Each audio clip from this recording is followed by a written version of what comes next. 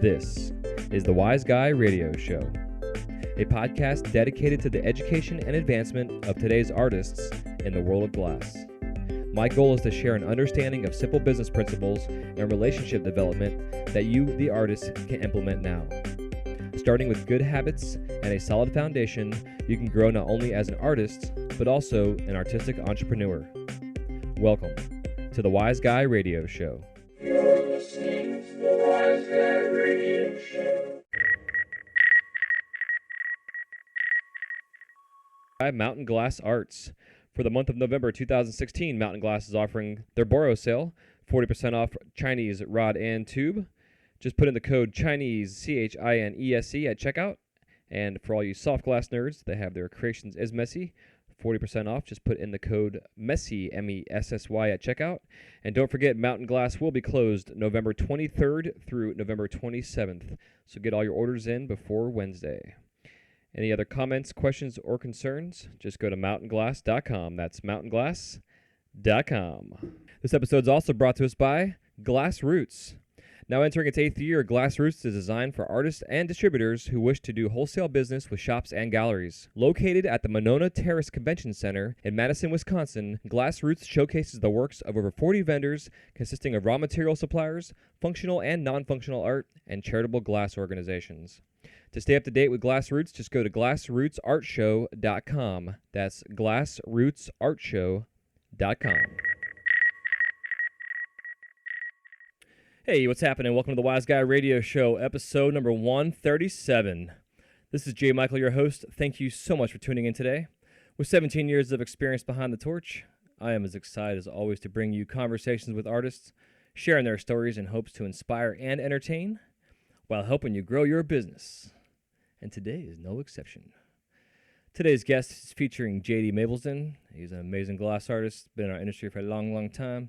And this interview, which I just got off the phone with him, was more of me sitting back and just let him go. And we definitely shared his journey from humble beginnings to where he is now, talking about his first shows and his collaborations with other artists and his travels that have now led and inspired a new documentary that's coming out sometime next year. It's called Vagabong, The American Pipe Dream. I have a link in the show notes for you to check out, and as well as on the Wise Guy Media page. Be Wise Guy Media /137, and on there will be his artist page, as well as a link to all his information, as well as the trailer for this film. And I've already seen it myself, and just it's mind blowing. It's going to be so awesome to see it. Totally different from Degenerate Art, like just its own thing.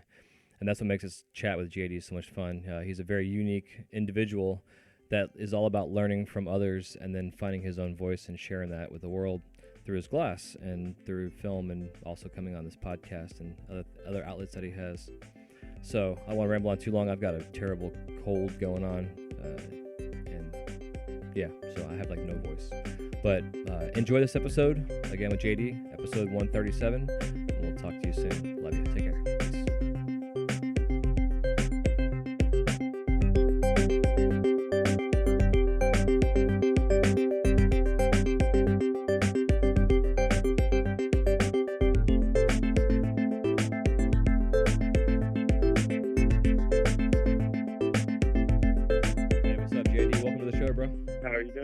Pretty good, man. Finally glad to get you on here, and excited to talk to you, man. I've been following your work for a long-ass time, as long as I've been doing this myself, and it's exciting to see your evolution of all your work. Part of it I want to talk about is your glass, and then part of it also is the new documentary coming out, which I'm super pumped about for you guys. But before we go anywhere else, let's go ahead and get started by you telling us all about your superhero origin story and who introduced you to the flame. Excellent.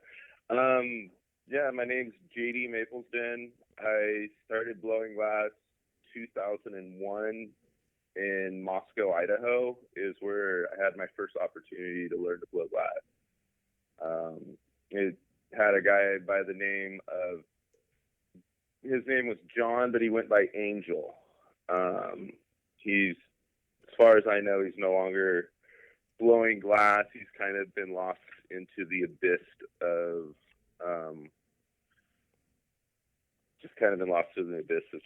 sad story. Yeah. But he gave me my humble beginnings gave me an 8-hour crash course, taught me how to turn on a torch, showed me how to set everything up. This is how you blow a bubble, how you pull stringers, this is how you make a spoon, crash course. Then handed me a chunk of tubing the last 2 hours of the crash course and had me pull stringers and lay color on the bubble. And he took that little bubble and shaped it into a little bit bigger than a thimble-sized jar. He used to hold like two bowls in it. Was all I could fit, and that was like the first thing I ever made. And I still have it to this day. It stays in my personal collection. Killer. Yeah, but it was fun because as soon as it was done, he looked at me and told me he would sell me his torch.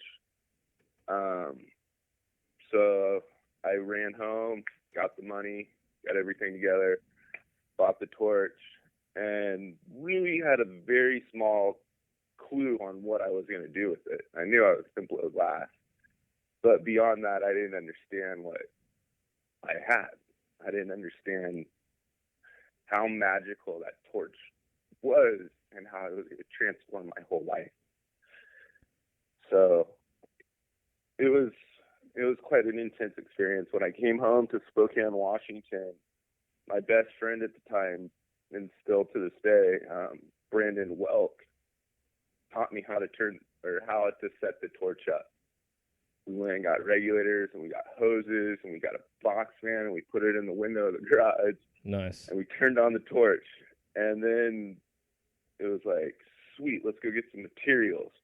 And he showed me how to make a pendant for the first, walked me through blowing a bubble and making an implosion pendant. Mind-blowing. Yeah. I know what you mean. A couple weeks later, we had this guy in Spokane, Washington. His name was Dave. He owned a company called Coffin Glass Productions. And Dave was kind of a shady entrepreneur type. But he was kind of funny. I worked for Dave on his private property, and I worked with his nephew who was making these spoons, and they were having me pull stringers for him to wrap them. So I would take a piece of, I'd take a stick of cadmium colors, and I would encase it with clear, and then I would pull it into the stringer. So it was kind of fun. It was really cool. Dave only had one arm. Huh. So one arm was a hook. So he would get this glob of glass glowing hot, and he'd reach down with his hook and he'd grab it and pull his arms apart, and he'd have the stringer. So in the beginning, I learned to grab the glass with pliers and pull along. Before I learned you could use glass as a tool. Right. So it was kind of a crazy experience. It lasted about 3 weeks. And then I packed up all my stuff from there and I moved in. I talked my mom into going half with me on a kiln. I had $700 saved up. It was all the money I had in the world. I actually missed my child support payment that month to have the money for my kiln, which was quite the huge deal that I knew I was going to do something. So yeah, I guess that is a big sacrifice. It was quite the, have to call up the ex and have the talk and explain to her what's going on. It wasn't all that fun, but at the same time, I knew I was on to something. It was what was going to change my life forever, and I knew it. I just had to do it. So I talked my mom into it. She went halves with me on my first kiln. I still use it to this day quite a bit. Rad. I got a couple other ones. Yeah, I got a couple other ones that I bounced around with. I still have the first torch I bought. I use it as a loaner torch. And I make deals with glass blowers for it, where if you're kind of down on your luck, you're like, friend of mine, I know what's going on. My buddy Devin's using it right now. and I charge him a marble a month. Huh. So every month that he has my torch, I get a marble. So for me, it's a pretty rad deal. Yeah. I collect marbles. For him, he's super stoked because he has a piece of equipment that he can't afford at this time. And he's having the ability to save money and make money to purchase his torch. So man, that's killer, bro. I really love, so it's just, I will never sell the torch. I want to keep it as that thing that, like, stepping stone for other people that have that dedication and the love for it. I like to help nurture it. Yeah, I'm really into, like, helping the community grow. And sometimes it's like, if you have something that someone else needs and you're not using it, you might as well just let them use it. Yeah, exactly. Yeah, that's amazing, brother. That's too cool. Yeah, so it's a fun one. Yeah. In 2006, 2007, somewhere in there, I opened up a shop in Spokane, Washington, with the help of Brando and another buddy of mine, Domer. I had a great idea about. I'd been traveling for a long time, pretty much from the beginning when I got into this. I'm just an old backpacker. I used to hitchhike all up and down the West Coast, and try and go eastward.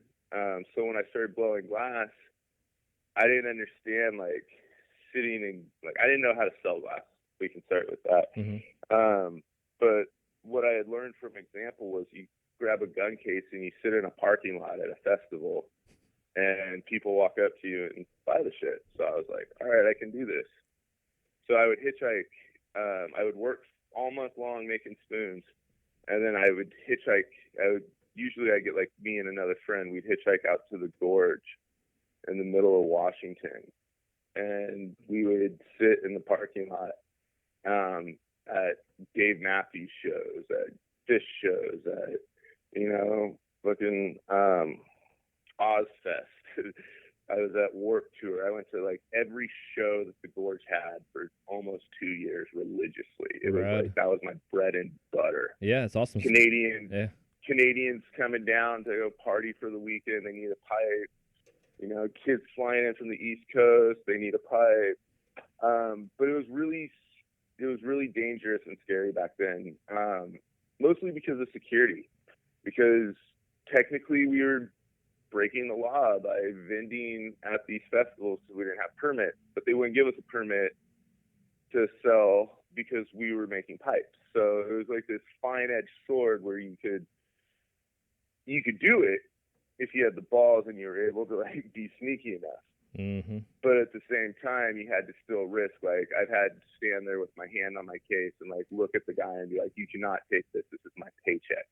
And they're, like, trying to rip it out of my hands. And we stood there in a standoff being like, I'm taking my case. And he's like, no, I'm taking your case. And it ended with me walking away with the case and him realizing that it was a very bad idea to take my case. Right. But it took a lot of talking and convincing. But it was scary back then. You never knew what was going on. We just had Operation Pipe Dreams. I watched a whole bunch of my friends go to jail over us trying to be legitimate businesses. So it was like a super scary time, and it was like no one knew what to do. So it was kind of like whatever means necessary. Yeah, it was a shitty time. We hid in our garages. But when things started turning around, because I was traveling all over, I was going out east and working with Germ Lyon. Decon are really good friends of mine. I've known Decon since before we blew glass. Him and Brando are, like, my two oldest friends in the glass game. And so from traveling and seeing those guys and just seeing, like, how people were working together and networking, I was convinced that was what we needed to do in Spokane. I was like, we need to get a big studio. We need to, like, have people coming in and teaching classes. We need to, like, step up our game if we want to be able to, like, continue doing this. And we were all doing good, making production work and semi-supporting ourselves off of that. But it was very meager, and we were all kind of like, we wanted to like be able to post a piece on glasspipes.org and see it featured. You know, that was like the highlight of the highlight back then was if you got your piece, you posted on glasspipes.org, you hit that feature, that your whole day was set, man. I remember waking up every morning and seeing if I could get a feature. That was my goal every day. Yeah, man. Before the days of Instagrams and Facebooks and shit, we had glasspipes.org. Yeah, and if it wasn't for glasspipes, and actually I accredit glasspipes.org for glassblowers being able to maneuver through social media as well as we did, and use it as a tool in which we were able to use it for. Because with glasspipes.org, you didn't have a direct connection to an artist. You didn't have a direct connection to a person, or you had a direct connection to an artist. You know, that was his portfolio, and you've seen him post, and you've seen him make comments and do it. So it was before MySpace. Yeah. Before Facebook, it was our space for glass pipes. Yeah, exactly. It was where we educated each other. It's where we like looked and like admired each other's work. So when it came down to it, it was like, we need this studio. Let's do this. So we all pulled together, and I built the shop with the help of all my friends. And I was there for a few years, and we had a bunch of amazing classes. We had Yushing, Salt, Mert, J-Red, Sebastian. I think that was it. And Mickelson. We had all in Mickelson come through for classes. All within like a 2-year period, which was, for all the guys who worked in the studio, it was amazing. Like, we were just knowledge pouring in more than we could actually. We were like overloading ourselves with knowledge at that point. And we couldn't even like, you get done with one class and then 2 weeks later or 2 months later, you'd have another class. So it was like, you didn't even really have time to practice what you learned from the last class. Yeah. But it was cool because everyone was learning so much and so many different things that everyone was able to pick the style and the techniques that they were interested in the most right then and develop on those. So it was really cool to watch like my style come out of that, and watch Brandon's style come out of it, and watch our buddy McDougal's style come out of it. Domer, his style came out of it. It was really cool. It was a lot of fun. And I look back, and it's definitely like one of the best times of my life. Yeah, man, I can imagine that's a shit ton of influence to get yourself involved in. You know, and I think that's part of what, you know, doing something like that is what's helped this new generation of glass artists right now that are just, you see these kids that have been doing it for 3 to 5 years, and they're just killing it right now because of people like you that they're exposed. Yeah. It's mind-blowing how fast people, or the progression is nowadays. Because it was like, I mean, reversals. It took me 4 years to figure out how to get reversals down. And then as soon as I thought I had reversals down, then they turned out with a new way to do prep work to make, so you could get even more reversals. Exactly. Yeah, right. Yeah, so yeah, it was intense. I ended up leaving Montage after, in 2011, I left, or 2010, I left Montage Studios. I had gotten asked by Nate Dizzle to work with Swiss Perk. We've been friends for a long time, and he asked me if I would come and help him at this new company he was starting up. And so I went over there, and I was never worked on a lathe before. I was super excited to have this opportunity to work on a lathe because it was a piece of equipment I didn't know about. I was excited. So Nate gave me my introductory to the lathe, and I spent a solid year doing just prep work for the whole crew. And we had Dosh World was one of the employees, and so was Voorhees. I probably should have mentioned, I've known Dosher since he made his third outside wrapped spoon. Wow. I walked into a trailer on the Palouse with Decon, took me over there to meet him, and we walk in, and it's just this little trailer in the middle of nowhere, and Dosh is all excited because he just made this spoon. And by the end of the meeting, I'd worked out a deal with him and another buddy of mine, Abram, to buy and sell everything that they were allowed to sell me, because they worked for somebody else at that point. Mm-hmm. But back then it was also funny because whenever I would go over to their studios, they would turn their torches off when I would walk in the door.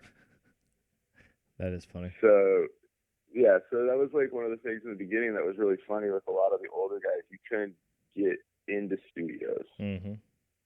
You had to like figure out, you had to weasel a way into it, and then once you were in there, then you had to like hang out long enough some way in order to wait for them to start working again. And it was hard because I was like friends with good glassblowers, but they wouldn't show me anything. And once I bought my own torch and I was learning to blow glass, it was even worse. Yeah, because now you're competition. It was even more like, yeah, they're like, "Wow, we're not showing you shit." Yeah. But it was a lot of fun. So when I was at Swiss Perk, it was a lot of fun to work with Dosh because he was an old friend of mine. I'd known him for a long time. And I was working with Voorhees, who's just amazing sculptor and really nice guy. And another kid who's he's one of my really good friends still, and he's a guy, he goes by the name of Matt Atienza. Yep. Mm-hmm. He worked at Swiss Perk with us, and it was a lot of fun. Like me and Matt, we over the year and a half that we worked together, we bonded really strong. We took the class in Pinland just recently, or last year, with Micah Evans, so that was a lot of fun. Yeah, we were getting Matt back on the show. We recorded for like 3 hours one day, and we both were like, "Oh, you and Matt?" Yeah, we both were like super exhausted, and like, I don't know, it was pretty funny. I listened back to it, and I'm like, and he called me up. He's like, "You want to do this again, dude?" I'm like, "I think we need to." It was just so all over the place, the conversation. It was pretty damn funny. Yeah, he's a good guy. Like he's really, really good guy. Yeah, absolutely. I was super excited to have him a part of the documentary. So we'll get on that one in a little bit. But after Swiss Perk, I worked there for a year and a half. After Swiss Perk, I kind of floated for a little bit, like a 4 to a 5 month period.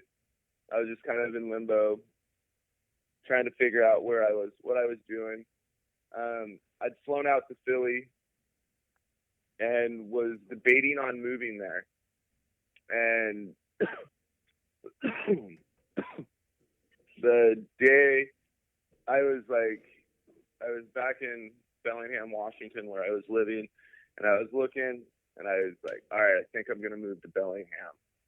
And that day, I went and had lunch with Scott Deppy, and he asked me to join the mothership. He told me the vision that him and Jake C were doing, and asked if I could help out and be a part of it, because I knew how to work on a lathe.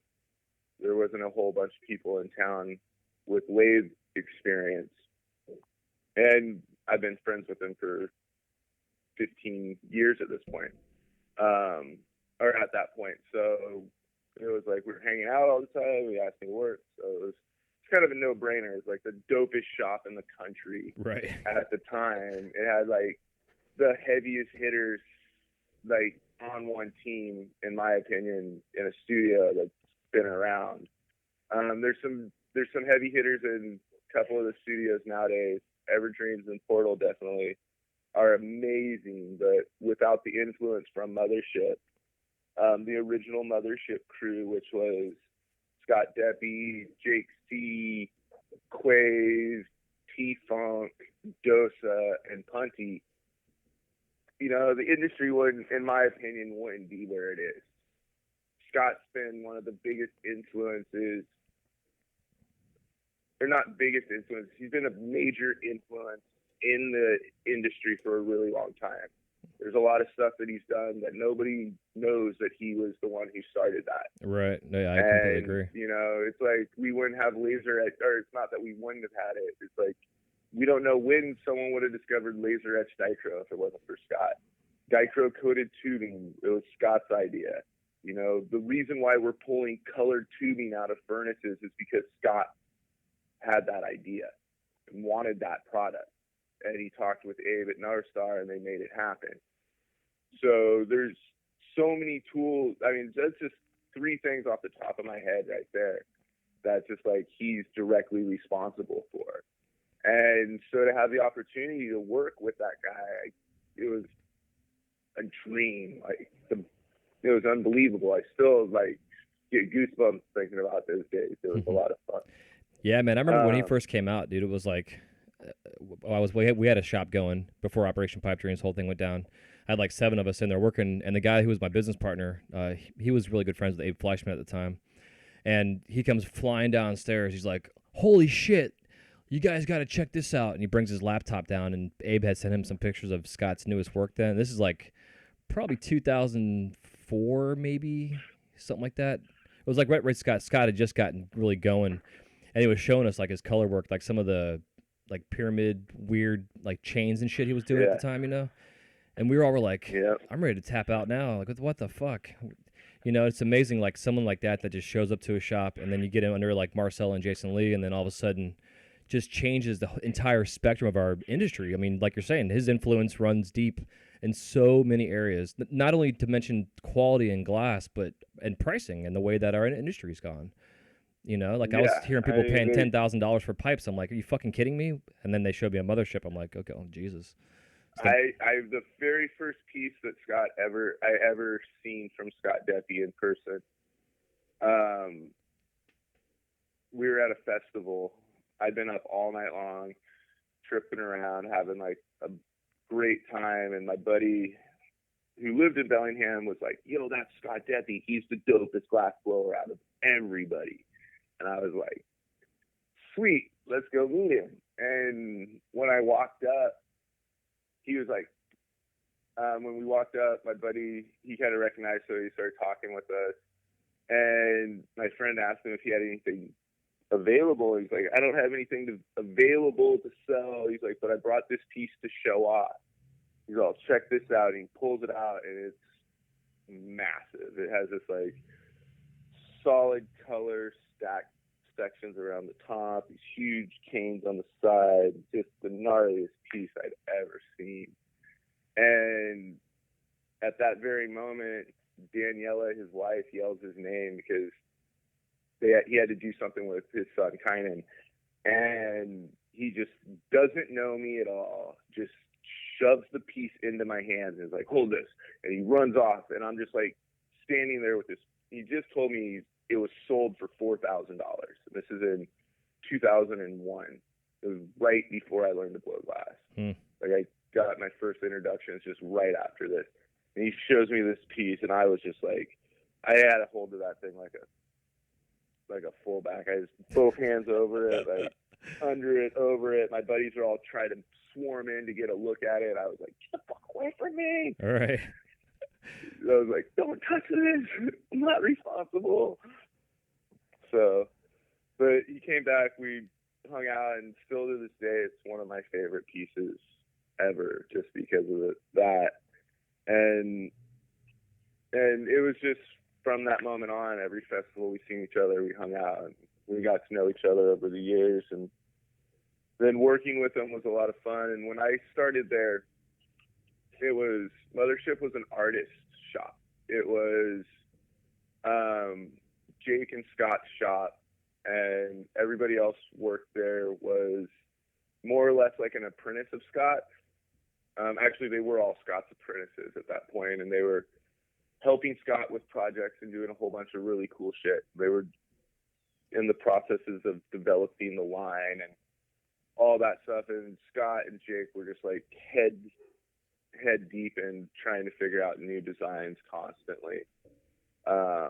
And they had a good pool of people to bounce ideas off of and talk, and we did a lot of research and development. That was probably my favorite part of the job. Is I'd sit there and watch Scott come up with some crazy new design, and then we'd smoke out of it for a week to see what the flaws of the piece were and how we could make it better. And that was probably my favorite thing about working for Mothership was it was always striving to do it better. Like, this is good, and this is good enough, but you can do better. Yeah. And ingraining that, like, into my work and into my life would really help me become better.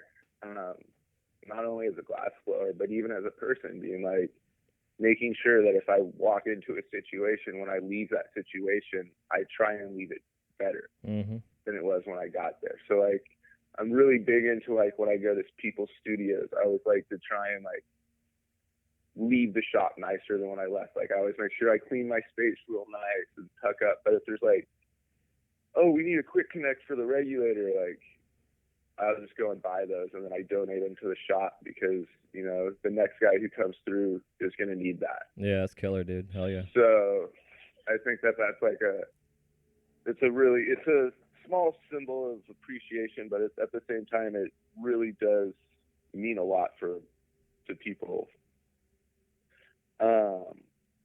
But so that was the striving to do better, like, always just with, you know, cleanliness of the product. Like, we were always like, you know, you're your worst enemy with working with Clear, because Clear's so honest. Yeah, it shows everything. It doesn't lie. It shows everything. It shows every tool mark. It shows every, you know, mistake you did. It shows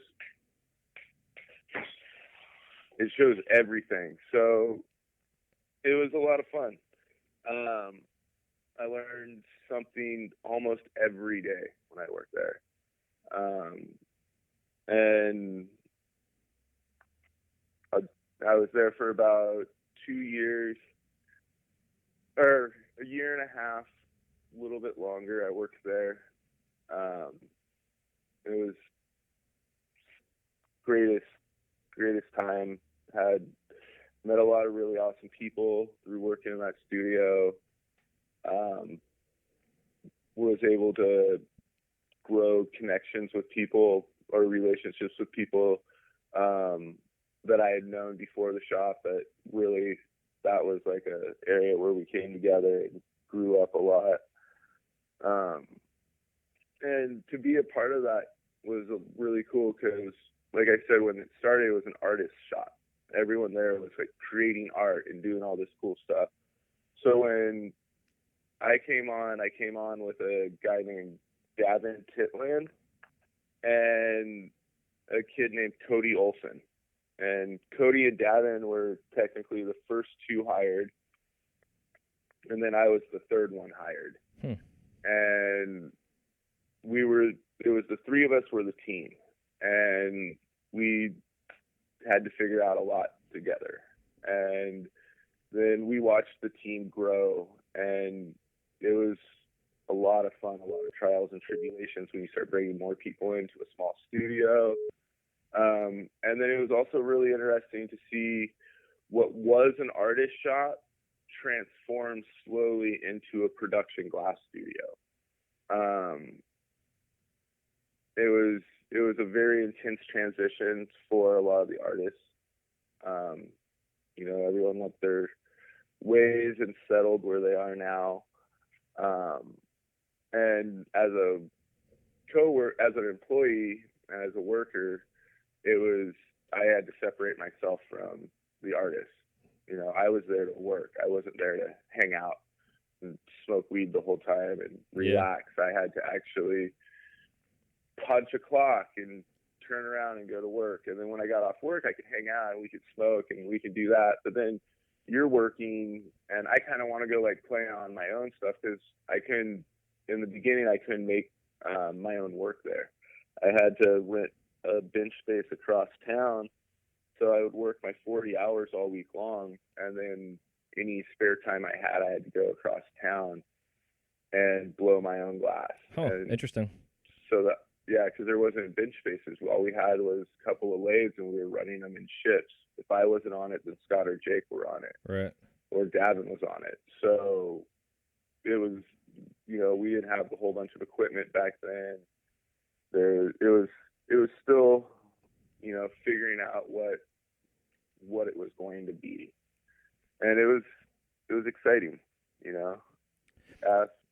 I didn't understand quite everything that went into what was going on until after I left, and now sitting back a couple years later and looking back, I was really blessed to be in that situation, and learn some business ethics and business tactics from them, and see how they ran their business, and make choices upon that. So that was a lot of fun.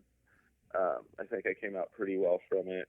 Yeah, I think that Mothership's kind of they've been one of the ones that have helped set a standard for branding yourself as an artist. I mean, if you have a name, for yourself, you can use your name for a brand in a sense, unless you want to create its own entity in a sense like they have.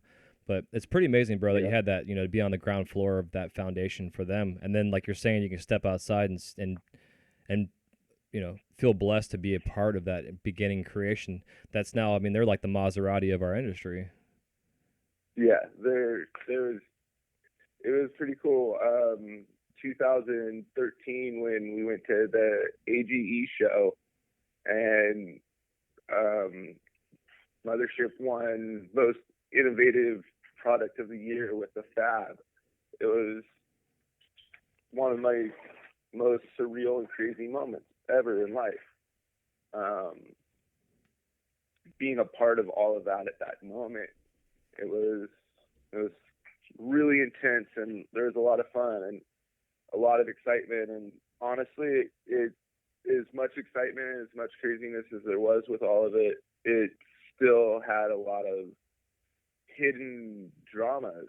As funny as it sounds, when one person in the industry is doing really good and the other people in the industry aren't doing really good, then you get talks, and it's like, your friends are looking at like what you're making and what it's selling for, and then they automatically assume that you're making a lot of money. Right, exactly. So there was that like controversy with, the employees were balling out, the Jake and Scott, they're balling out, but no one was really seeing like the hard work that was going into it, the 20 hours a day work that they were putting in, all the behind the scenes stuff that these guys were doing. No one was seeing that. And they were, in the beginning, they were taking I was watching them take everything they had, and they would make it and they would put it right back into it. And they were really smart about the way they did it, and they branded properly, and they saved when they needed to save, and they didn't make a bunch of unnecessary moves. They were really smart, calculated and precision moves what they did. Yeah, that's what it seems like. And their glass, I mean, I think the glass really speaks for that because of how it functions and the way it's put together. I mean, it just says it all right there. It's pretty cool. Yeah, absolutely. So it was a lot of fun. I ended up moving on from Mothership in 2014. It was honestly like the very beginning, like Christmas time, I left. So I started January 2014 on my own, and it was kind of a scary thing because I didn't know what I was going to do. I knew that I was going to blow glass, but I didn't know what I was going to make. I didn't know what products I was going to make. So I was like trying to figure out how to make something that was different than everything that I had seen, but still taking influences from so many things that I had seen. And it's hard in the industry to make something that's yours. Yeah. Because there's so many people who've done stuff before you, and it's like you're always biting someone or you're taking influence from someone, and it's a very fine line in between those, and it's hard for people to figure out which side of the line they're on sometimes. Because you're like, you put your colors combo to it, and you did these wig wags, and the other one didn't have wig wags, but yours has wig wags. So you feel it's different, but it's still the same thing. You just decorated it. Yep. You took the design, which is a canvas, and you decorated it with your artwork. It's cool, but it's still taking from someone else. And it was, so I wanted to try and create something that I hadn't personally seen before. But it was hard because somebody out there probably had made it already. One of the products I came up with at that time was a Sherlock rig. And the day that I was like, I woke up in the morning, I remember this, I woke up in the morning and I was like, I had this brilliant idea of a Sherlock rig and how awesome it would work. And then I flipped on Facebook, which is the worst thing to do in the morning. And the second or third post I seen was J.D.Maplesden out of Austin had posted his first Sherlock rig. And it was almost exactly what I had envisioned the night before. Isn't that shit so fucked up though, dude? It's amazing. That was definitely we've always talked about creative consciousness and the moment you think it, you got to do it, because if you're not on it, then there's somebody else who's going to do it. Yep. And so that day I was just I was pissed. I remember I was all butthurt. I called up a friend of mine, Sarah, Kurt B's wife, and started talking with her and just brainstorming with her, and she ended up saying the right thing and telling me that I could just redesign it. You can just redesign that. You can still make a Sherlock rig, just make it your own.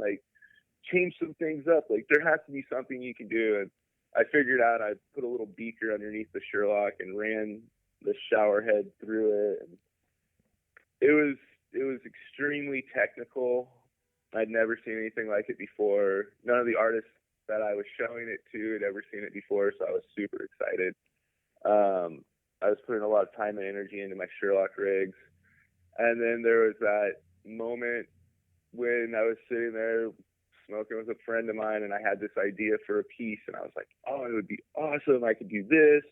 I could put a donut right above the beaker, and I could run this perk through here. And it was inspired by a piece that Eve made in about 2004. It was a garnet Sherlock penetrating donut piece. Oh yeah, I totally remember that, bro. Totally. The bull sat in front, and the down stem just went straight down and through the donut, and then it kind of curved and connected to the bottom of the can. Mm-hmm. And so when I looked at that, I was like, mini tubes are the end thing. Everyone's making tubes. So I was like, okay, well, I could do a tube with this design. I was like, but the problem with using this design is you put it all the way at the bottom, and now it's a force perk, and nobody was into force perks at that time. So I had to figure out how to put a new perk in there. And I was so accustomed to working on the lathe, I knew exactly how I would do that on the lathe. And I was just like, all right, how will I do this by hand? And so then I figured out how to translate some lathe techniques to hand. And I went at it, and the first one, I got almost done with it. I was a couple days in on the project, because as soon as I had the idea, I just hit it. I set the piece down. I went straight in on creating prep work to make my idea, because I wasn't going to let it happen again. I wasn't going to let someone else make my idea again. And I went out there and I just started making stuff. And when I got all the way up, almost done, and I blew up the whole bottom. Mm. And I was just so upset, because I was pretty broke by this point, scraping by. And I went home to kind of regroup myself and figure out what I did wrong. And I'm really if something breaks for me, I know that it's something I did. The glass acts one way. It does what it's going to do. Yep. If it breaks, it's because you let it get cold. You introduced heat into a long period. You had an underkink. So it's always some underlining your fault. So I like to pick my pieces apart. I like to figure out why they break, why they crack. Yeah, it's important. What caused this, and how can I make it not happen again? And so the actually the good thing that happened, because I didn't really care for the way the perk was put in on the first one, but it worked. And then I put some more thought into it, and I redesigned it that night, and I came in the next day and just start to finish made the piece. It was like 16 hours, just full day, started working and got it all finished. And when I went home, I could hardly sleep because I was so excited about the piece I just made. Hell yeah, I love that shit. And I hadn't had that feeling since 09, 08. Stop it. Sorry, I had to yell at the dog real quick. Hey, you're good, man.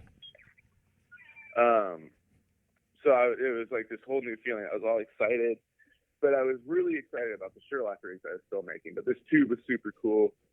I was stoked because I knew someone would buy it. I was trying to get wholesale orders, so I was making Sherlock rigs by the masses for wholesale orders. I had all these shops that were ready for them, and they were pretty stoked. And I made the wormhole. And I called up a friend of mine who manages a shop, and I spoke with her, and I asked her, I sent her photos and kind of talked with her and asked her what she felt was a good price for it, which is never a smart thing to do. Never ask a head shop what they feel it's worth. Yeah. They're always going to tell you lower than you want to hear. But she was a really honest and good friend with me, and she told me, she's like, I'd give you $750 for it right now. And I was stoked. I was like, wow, that's a month of rent.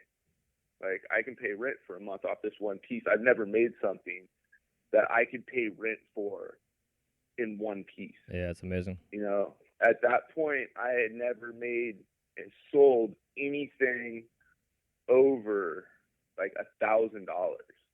You know, that was like in my mind still, and this is 2014. In my mind, that $2,000 or that $1,000 price range, that was big boys. That was like guys that were like really doing stuff. I was trying to make like a, $400 rig that I could wholesale so that like it could get maybe up to 800, 900, hopefully. If people liked it, it would go up in value. So it was like a huge ordeal. So when she told me I could get $750, I was pumped. I was stoked. And she was like, I do that for you right now. And this is like 10 o'clock at night. She's like, but honestly, I think that you should probably try and sell it yourself and see what you can get for it. She's like, you might be able to sell it retail right now. She's like, and if you could do that, she's like, then that would be the best way. And I was like, how would I do that? And I've been seeing everybody post photos online and selling stuff on Facebook. And when I was working at the ship, Dosa was really into that, and Quabe was into it. But I was an employee, so I kind of let this whole collector market just go. I didn't pay attention to who was collecting what. I didn't know who was who. But I had this like store like relationship. I wanted to deal with stores, and that it quickly changed after this transaction, because the next day I had my friend Frank come over, take a photo, the Volcano Kid on Instagram. He took a photo of the piece, posted it on Facebook. I wake up in the morning, post it on Facebook, use the bathroom. I come back and there's somebody being like, how much? And someone called me. I didn't even look at my Facebook yet. A friend of mine called me and like, how much? And I was like, $1,500. Just seeing, and they didn't even hesitate. They jumped on it, and I was like, and they're like, I'll take it. And they're like, I'll call you back in a little bit. I'm in the middle of a meeting. I was like, okay. So at that point, I get in my car, drive to the shop. I get to the shop. It's been about 45 minutes since I made the post, and I have 20 messages from people who want to buy the piece, and I was blown away. Wow, yeah, that's awesome. I realized at that point that everyone who had met me in age at the trade shows and who had met me at DFO and knew that I was working for Mothership, they were paying attention to what I was doing, and they were really curious. And I didn't know at that point in time that I actually had a fan base and I had a following of people. It was a really surreal moment for me when I finally realized that people liked my work. People were collecting my Sherlocks. People were collecting my old spoons. People were going into stores and asking stores for my old work and buying it from stores so that they could have a peace of mind. And I was kind of oblivious to the whole collector market at this point. I mean, and like I said, that was only 2 years ago, not even quite 2 years ago at this point. Yeah. And so I called my friend back and I was like, yo, you want this piece? Like, what's up? And no answer. And I gave it like a little bit of time, and I finally sent text message being like, yo, I got a bunch of people asking. I'm going to see what's up. And so I was like, okay, well, if I'm going to sell this out from underneath the homeboy, I got to get more money for it. So the first person that asked, I started at the top of the list, and he asked me the price, and I was like, $2,000. And to me, that was like unheard of. Like I could not, I was just shooting in the dark, hoping I nailed something. And the very first person who grabbed it, it was Evan from Silica Gallery. And back then he used to go by Evan Bonghit on Facebook. And he bought the very first wormhole, $2,000, no questions asked. Boom, there you go. And I was just like, I was in like complete awe. I just paid 2 months rent for my house and my shop, and I had this month's child support payment. Yeah, that's so cool, dude. I was just like, holy shit. And then all of a sudden I was like, this is awesome. I can make these to support myself so that I can make this production line, and then I can drop this production line, and then I can use these as kind of like I only sell direct customers, and I wasn't selling them to shops in the beginning. That was kind of my thought. I was like, I'll only do direct customers so I can get the most I possibly can. And so I made a couple more, and like it was about a 3-month period. I made a couple of pieces. And I had made a couple of the wholesale orders that I had wanted, but what had happened, which was kind of funny and ironic, nobody wanted the Sherlock rigs, the wholesale orders. So I had 3 shops back out on the orders for me because they wanted a wormhole, and I wouldn't give them a wholesale price on the wormhole. And I was like, I'm still experimenting with it. I want to see what I can do with this piece before I start sending it to shops. I was like, if you guys want these pieces, like I really appreciate you taking these pieces. And 4 shops backed out. They said if they couldn't get at least a wormhole with the order, they couldn't do it. And I was like, look, I had $5,000 worth of product that we discussed beforehand. I told you this is what you're going to get. And now that I came out with this new product, I'm not going to make the new product for you. You're going to get what you ordered, what we agreed upon. And that didn't go over so well. So it left a little bit of a bitter, sour taste in my mouth dealing with shops. Yeah. I remember the days really vividly because it was a super stressful time in my life. April 24th, I woke up in the morning and decided that, or actually it was about a week before the 14th, I woke up and decided I was taking off out of town. I couldn't be in Bellingham anymore. It was just interesting. It was like my old shop was down the street. I had roommates with people who work at the ship still. I'm working in my own studio. All my friends in town. It's just like this weird period for me. So I was like, I want to leave. I want to figure out my space in this. My space. I want to find a spot. I'm still kind of in the same hunt. I've been on that hunt for a while. Yeah. I had talked to some friends of mine, Mr. Gray. I was going to go visit Mr. Gray. And I had talked to Blueberry and Sleek down in Portland. And I had talked to Cowboy and Marcel in Eugene, and I had planned out like a 6-week road trip. And so on April 24th, I woke up that morning. I had everything packed into my car, ready to go. And I grabbed the dog, and I filled up the gas tank, and I had $50 left in my pocket. And I had $10,000 to $15,000 in wholesale in cases full of product ready to sell. And I knew I was doing it. I was out of Washington. I'm going to go see where I can go and what I can do. And when I left, I went to Portland first and worked with those guys. And Sleek was my very first collab with the Wormhole. And we posted, they showed me Instagram. I remember this because I hit 1,000 followers on April 25th, and I was like, whoa, guys, I just got 1,000 followers. And they were like, you should do a giveaway. And I was like, what? And they're like, because I was new to Instagram. Like, I had put like 7 or 8 posts up before this. So I didn't even understand how I had followers.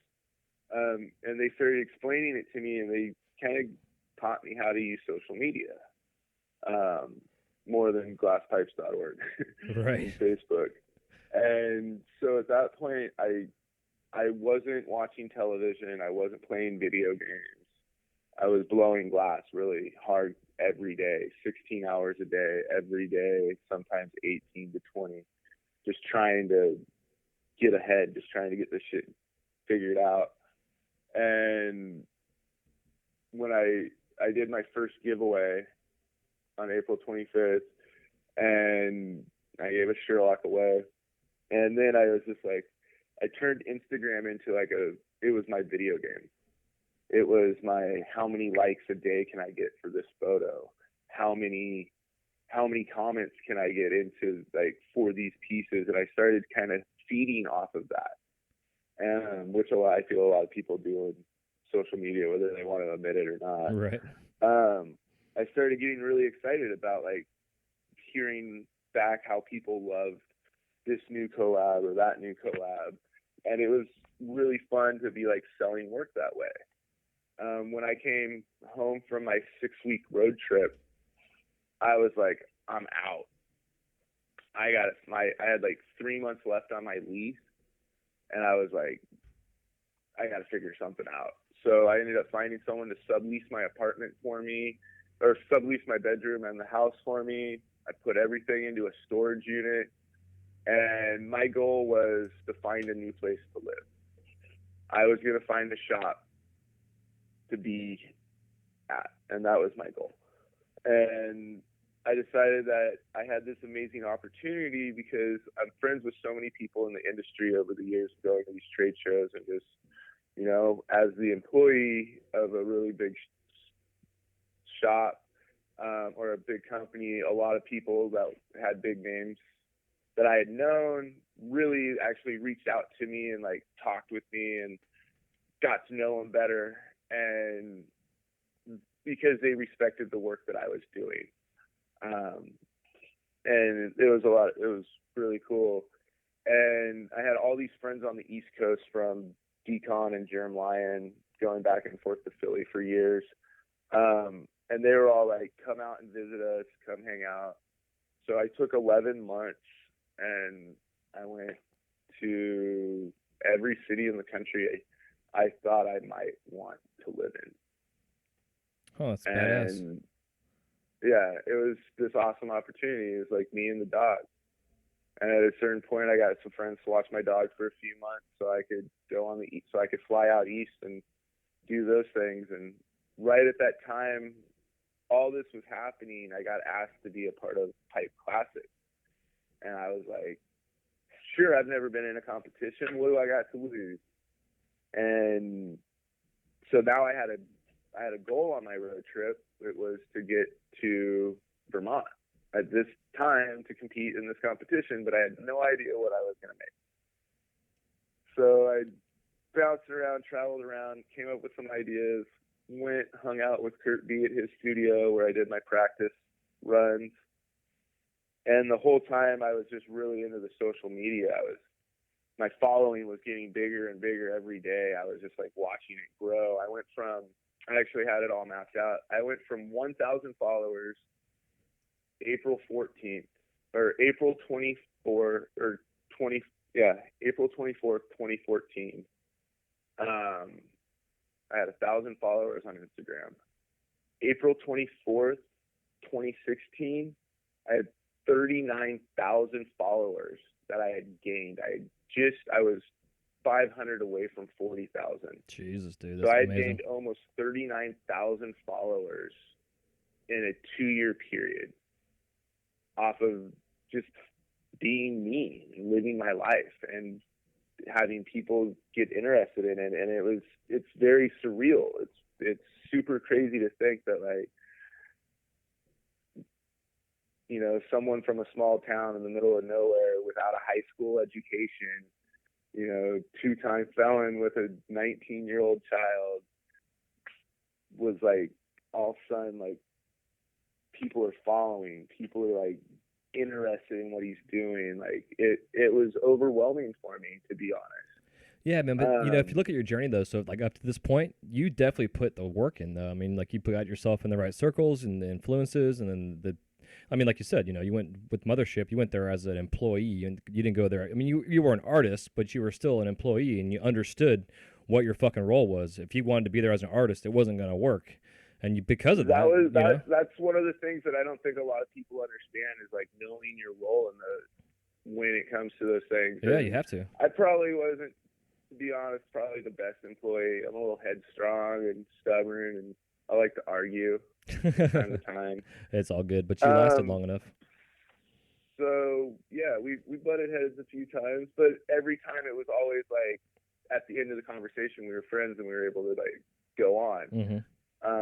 Even still to this day, like Jake and Scott are my brothers forever. Like, I love those guys. I love seeing them at the shows and just watching. I've watched their kids grow up. They've been a huge part of my life. I will continue to be a part of their life. So yeah, it's one of those awesome ones. Yeah, it's amazing. But that's definitely, like, I find a lot of people,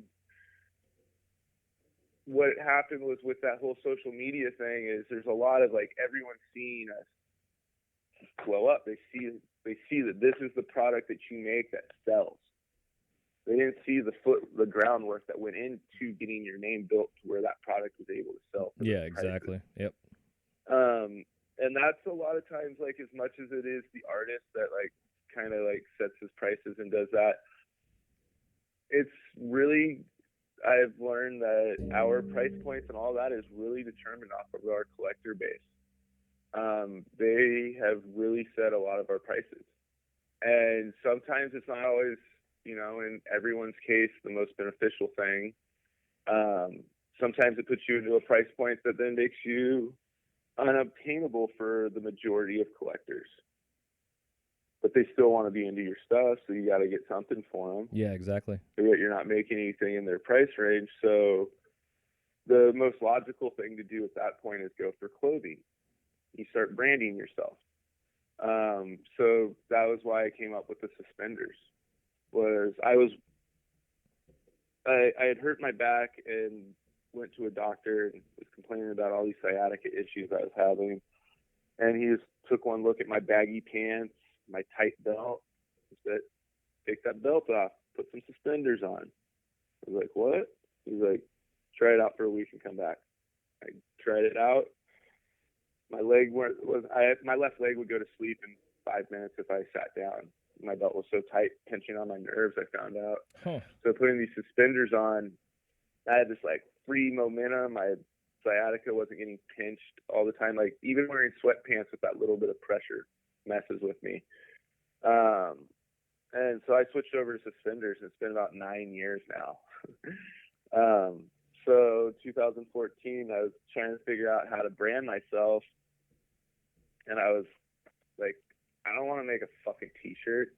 Every time I make a t-shirt, I put on a pair of suspenders, and this cool image that my buddy just spent all this time to make is now obscured with these suspenders. So anytime someone wants to look at the shirt, I have to like straighten up and, like move the suspenders Right. down. Yeah. It's an ordeal. It's not what I'm trying to do with my life. So I was like BSing with a buddy of mine, and I was like telling him my dilemma, and he's like, just make suspenders. And I was like, I can do that. I was like, whoa, I myself actually can do this. I can reach out to this company and have my logo and put them on there. It was like this crazy epiphany to me that it was like, whoa, I can actually do this. Like, oh, sweet. Like, instead of asking someone else to do it, it was like, I can do this. Mm-hmm. And so I did some research, and I found the only company in the U.S. that makes them. And I got my first pairs made, and it was awesome. They sold out right away. I was so stoked. I remember walking into, I think it was Vegas. I took them to Vegas, and I sold out like immediately. I was like, dang. I was having people, I posted them online, and like, people started ordering them online. And I had to get an assistant at that point to help me with shipping, because I was spending so much time dealing with shipping these suspenders and taking away from my glass. So then I was like, oh, I got to get back to glass. That was a lot of fun. It's a lot of fun trying to figure out how to brand yourself. Yeah, it's a great idea though, man. Really, it's killer. really expensive too. Yeah, I could imagine. So yeah, it definitely is. Have you gotten feedback from anybody though that wears them, that has said that this helped? Oh them? yeah, we love them. My number one selling point is Bob Snodgrass rocks them on the daily. Right on. Hell yeah. And to me, that's the coolest thing ever. Like, to have the guy who really started all of this, he's stoked every time he sees me. Like, even if he has a shirt on, he'll like lift up his shirt and be like, got him on. Every time that's amazing. He rocks them tougher than anybody else. And that's like, I always make sure anytime I see Bob, I make sure he has a fresh pair. If I get a new color out, I make sure Bob gets it right away. I just did American flag ones this year, red, white, and blue. So I had to make sure at DFO I got Bob a fresh pair of those, and he was stoked because he got to go to the Dead show wearing his red, white, and blue, his American suspenders. That's gnarly. Yeah, that's where, that to me is like the coolest part. And it was really funny because one of my buddies, Greg from Trident, made a really cool comment. He's like, man, I've been supporting myself for years on pipes, and now it's great because my pants can get supported by pipes too. And so it was just like this really funny play on words. But that's funny. It made me feel really good, and it just brought like a new thing into like what I was doing. I was like, wow. That's just like right up until 2015. 2014 was crazy at Pipe Classic. I came up with a really fun design. I thought it was a elephant wormhole, but the trunk went through the donut, and then on the side of the donut was the ears. But I made the elephant holding a mini tube, and it had one of my Sherlocks for the slide. And I was super proud of it. It's one of the biggest pieces that I had made at that point. I made it a time restraint. I had tracking issues, and I powered through them, and it looked beautiful. Like, you couldn't even tell. I was so proud of this piece. And we put it on display. And the cool thing about Pipe Classic is when you display your pieces, you get to stand next to your piece, and you get to tell the person what the piece represents to you. So I filled it full of water, and I hooked a vacuum pump to it. And that way people could see the function and see what it was actually doing. Yeah, it's smart. Because otherwise I had to bend over and take a pull off the piece every time someone walked up. And that's a lot of work to do and talk.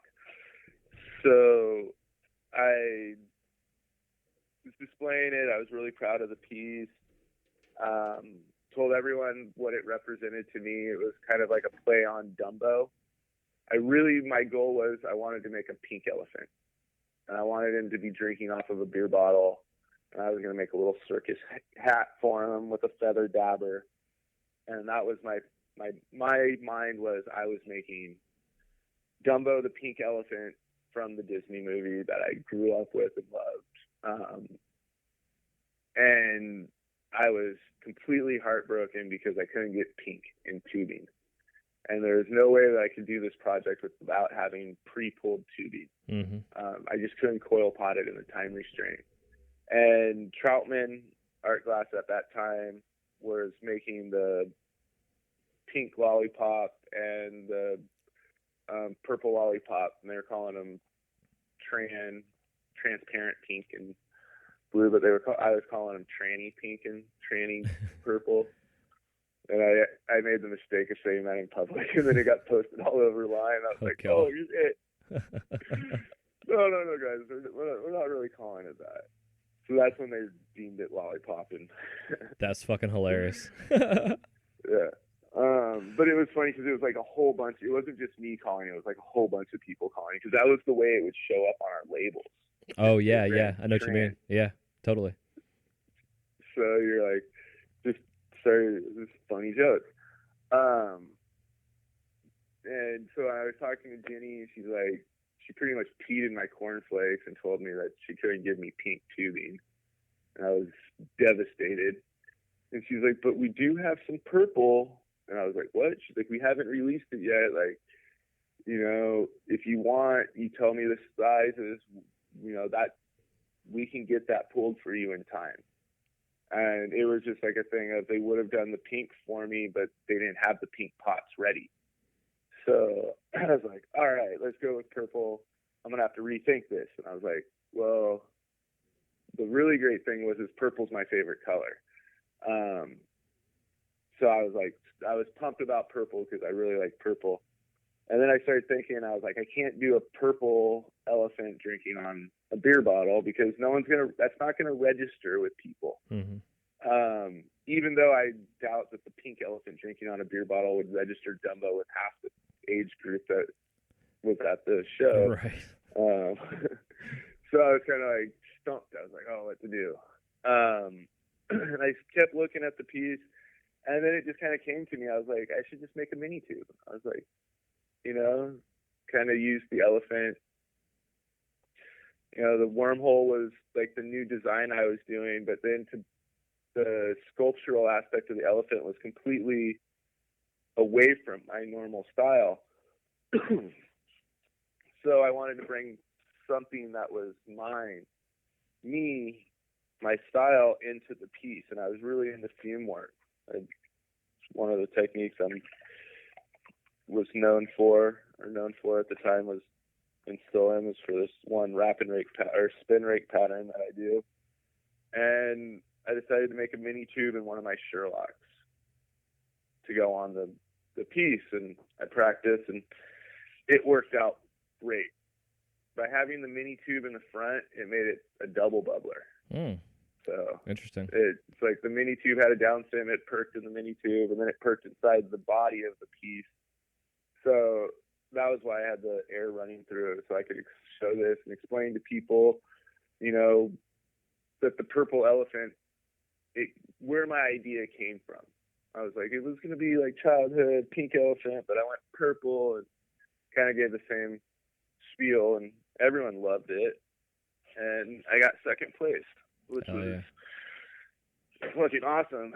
It was kind of funny because I was like, just not knowing how to be around people in a big crowd like that when competing, and just not dealing well with crowd in general. I was just like, I was next to the door.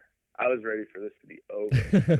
I'm ready for this to be over so we can go hang out, go get high. I'm tired of this award ceremony shit. Let's get out of here.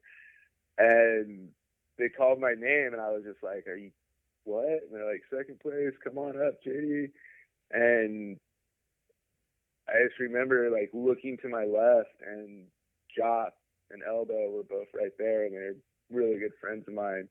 And they were like, pushing me up to the stage and just like giving me pats on the back, and I won a new torch, and it was just like the craziest moment I ever had. Like I couldn't believe it. Like I really could not believe that my piece won over some of the other pieces in the show, because they were amazing.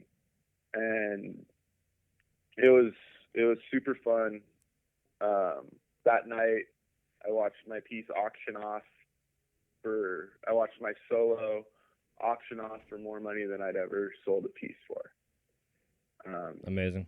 And that was $4,200. And I was just like, I was dumbstruck. I didn't know what to say or do or anything besides just grin and nod, smile and nod, man. Just smile and nod. It was surreal. And after that, I really wanted to do more than just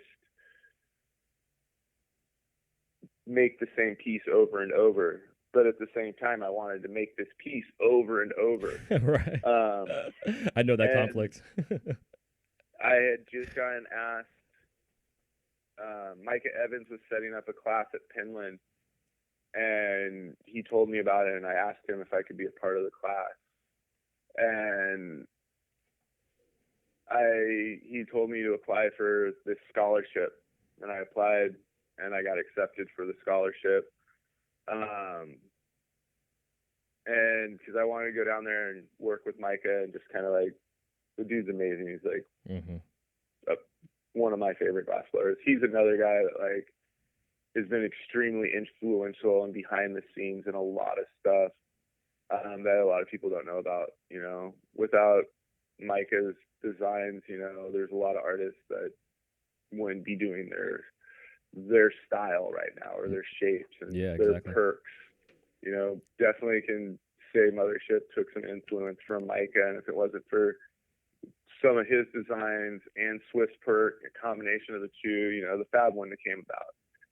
So to be able to take a class with Micah in a concentration setting was amazing. It was like the opportunity of a lifetime. Yeah, actually, I had him on the show. Like he was on like 6 months ago and talked about that. Had mentioned you being in the class, and he was telling me the caliber of the students that were in there. It was just like the first actual pipe class. It was like fucking crazy. It was really fun, just because I knew everybody, except I knew most of them. I knew all but like 2 or 3 of them. But even then, I knew their work. 2 people in the class I had no clue of. Mongrel, he now works at Dream Labs. His name's Jack. He is an amazing glass blower, a super awesome person. Really, really stoked on the 2 months I got to spend with him and get to know him. And at that time, before the class, what was really crazy about before the class was we're like, Micah's figuring out the students for the class, and he would call me every once in a while and ask me about somebody, and I would tell him, be like, yeah, that guy's awesome. He's super good at good with people, because I traveled and I knew everybody. So Micah really valued my opinion when it came to like helping to have a class where everyone's going to be like copacetic with each other, you know. 8 weeks with the same people, it's a long time. And it's just really interesting. So at that period, I also got asked to do my first solo show with Emerald Glass Gallery, and I didn't really know what to do or how to do it. And at Penland, I came up with the idea on how I was going to do the show. Cool. I had realized that the wormhole was a canvas. You know, it was a design that I made that I could use it as a canvas. And I had watched Coil do this previously with the Moneys. Yeah. And if it was like, Coil really opened up the door for this for me and for a lot of other people. Taking a design, taking a piece, and not being limited with it to its shape. So yeah, you can use the same shape over and over, but if you're making it with somebody different every time, it's a different piece. They're all different. They're not the same. They're unique. And if you do it by yourself, every one you do by yourself, you make that one different than the other one. So you're always decorating your canvas differently, and you're evolving your own personal work. But at the same time, you can work with an array of artists. So when I left Pinland, when I was at Pinland, I made it my goal as I made a collab with everybody in the class for the show. Couple people, the pieces didn't work out. Then I spent the next 3 months traveling around the country, working with people to make pieces and saving up pieces for the show. And I spent a month at my house, so 4 months. It was actually about a 6-month period that I cut off sales to get ready for the show, which is one of the craziest things I've ever done. Not having money come in for 4 months or for 6 months is insane. Yeah, it's scary. If it wasn't for Emerald Glass Gallery sponsoring this endeavor that I went on, and he would help me out, because the other one is it's hard to talk an artist into saving something for 6 months. Mm-hmm. You know, we're all trying to get paid. We're all trying to paycheck to paycheck. So to talk these guys into saving pieces sometimes wasn't doable. So I would cash them out. And I had Emerald Gallery cash out a bunch of pieces. And I even took a withdrawal from them before the show, so that I could pay off all my bills and get everything squared away to have the first show. And that was intense, because by the end of it, I had 49 pieces made with 37 different artists. Wow, that's fucking awesome. It was 37 or 38 different artists. So there was just like, we had sculptural, we had fume, we had, there was just so many pieces. And the whole moment was like, the whole experience was extremely surreal. At the very end of getting ready for the show, I was sleeping in my studio. I'm kind of doing that right now. I have a fold-up cot, and I would work until I got tired, and I'd pull it out, pass out in front of my torch, and when I'd wake up, I would just go right back to work. I was having people bring me food to the shop. I literally chained myself to my torch and did not walk away from it for almost 3 weeks. It was insane. Yeah, it's intense. I was having an artist come through every other day. I would have someone flying in from out of town to work with me. And the only time I would leave the shop would be to go get food and come right back. And the lucky thing for me is where my studio is right now is in the heart of the Alberta Arts District in Portland, Oregon. So when I walk out my front door, I go 20 feet, take a left or a right, and I got 30 choices of food. Wow. I've never been in a shop in the country that has as many choices for food within a 6-block walk. That's amazing. As my shop. I'd be 400 pounds. Holy shit. Oh, dude, I put on 25 pounds. It's horrible, but it's great. So, like, that was some really fun. Those were, like, some fun moments. And I tried to, even though I was working hard, really take moments to, like, soak in the experience and, like, have fun. And one of the things that I did on getting ready for that show, and I haven't seen too many people do it, and for me, it was what made it really fun, was how do you promote something but not let anyone see it? Yeah. Because I didn't want to. I have this thing, and a lot of shops and artists do this right now, and it bugs the hell out of me. I go to art shows for a painter. I know about the show for 3 months. I've seen one piece that the artist made. So when I show up to that art show, everything that's hanging on that wall is fresh. It's new. I am one of a handful of people that are the very first people to get to see these pieces hung in a gallery. That's an amazing moment. Yeah, absolutely. So I made it my goal, and when I started doing my shows, I was like, I'm not going to show anyone anything. I want to do this like a true gallery. And I talked to Emerald about it, and Emerald was really hesitant on it because he's like, how am I supposed to hype a show for you and you won't send me photos of the pieces so that I can hype it? And the artists were saying the same thing, like, how are people going to know the pieces are there if you're not showing them off and letting them know? And I was like, I'm doing it. And I was showing photos of us working on the pieces. I was showing action shots of that artist, and then like in between shots of the piece getting made, like just little up close piece shots of the can or a marble, or I put the piece up right and I get a silhouette of the show thing. So I give people just enough that they wanted to know what was happening. Mm-hmm. Yeah, it created it created the hype. Yeah.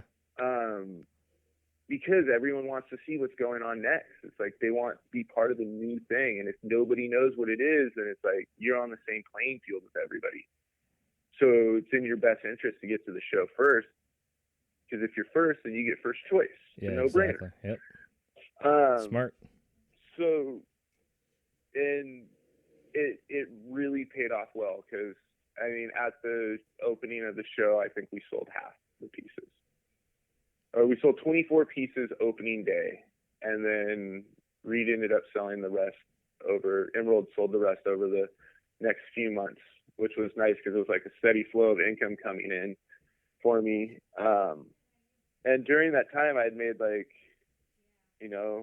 my most expensive pieces ever.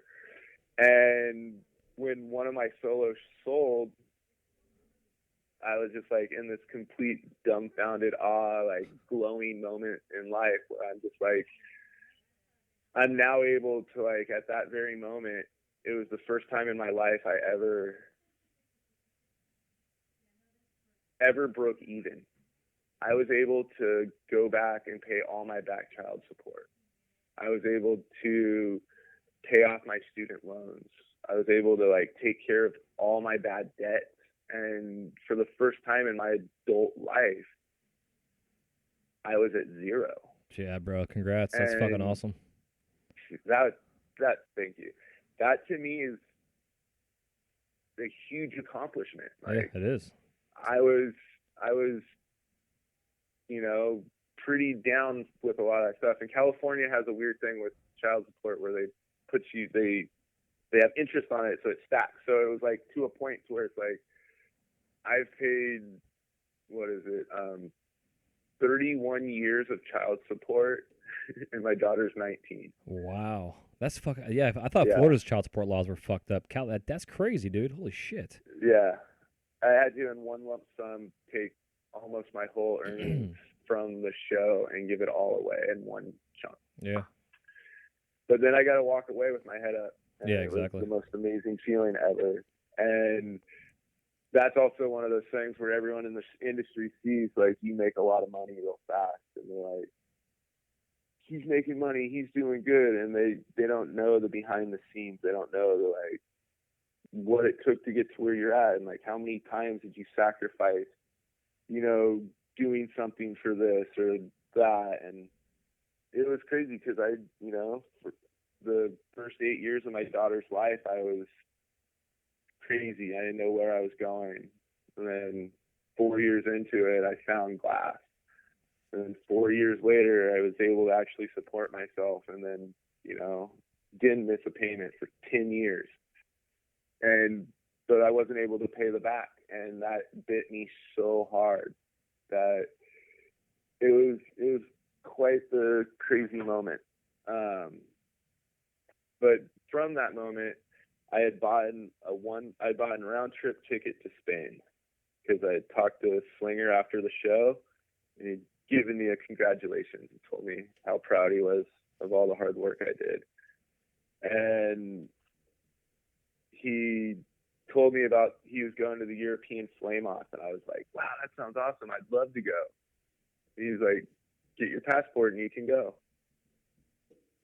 I was like, oh, that's all I got to do. So I grabbed a passport and I took off and I backpacked around the country for 2 weeks and got to have these crazy fun experiences, Salvador Dali Museum and all kinds of fun stuff I could go into. But it was that crazy surreal moment. And when I came back, I had to get ready for my next show. And I didn't want to have another show. I just wanted to go back to Spain. Right. I was wanted to break. But because of all of that, then the next show I did was at Honey Drop, and I kind of did the same thing where I used the piece as a canvas. And from that, I've kind of gone into now where I'm still doing it. I'm still using the wormhole as a canvas. I'm trying to restrict them down now to where I'm not making them with people I've already made them with. So if me and you have made a wormhole together, let's figure out some other designs. Let's make some mini tubes. Let's make some Sherlocks. Let's make some other stuff. Like, we don't always have to make a hit single. You don't always have to make a club banger. You can make that intimate John every once in a while. It's okay. So I've been really trying to only work with people this year that I haven't worked with before, or if it is with somebody that I have worked with, we're doing it a completely different piece than we've done before. Just so that way it keeps it fresh and evolving. Yeah, it's smart. Kind of, to be honest, I'm partially tired of making the wormholes. I've made so many at this point that they all kind of run together, and the whole scenario is just moving on. But it's hard because it's my bread and butter. You can't give up something that supports you. Mm-hmm. Yeah, I know what you mean. And at the same time, I really love making new ones. I like making that new design, that new combo, using techniques that I wouldn't do. That to me is like the coolest thing, is two people coming together to create a piece that they wouldn't make without the other person. Yeah, I think that's what's so awesome with our industry, and like it's the true collaboration of two artists coming together. Yeah, and because of that, like I don't really participate in mail orders. I've done a few. I did 3, and as much as I love and respect the artists that I work with, it didn't. At the end of the day, it didn't feel like a collaboration. It felt like I was working for someone making a product. And so since then, I don't send my sections to anybody. I work with them in person. If today's not the day, next month might be. And I kind of just keep that as a level playing field, because I like the intimacy of the way my work comes out, doing it that way. Yeah, makes total sense. So I had to take a quick break. Oh, you're good, man. Yeah, this year's been really interesting because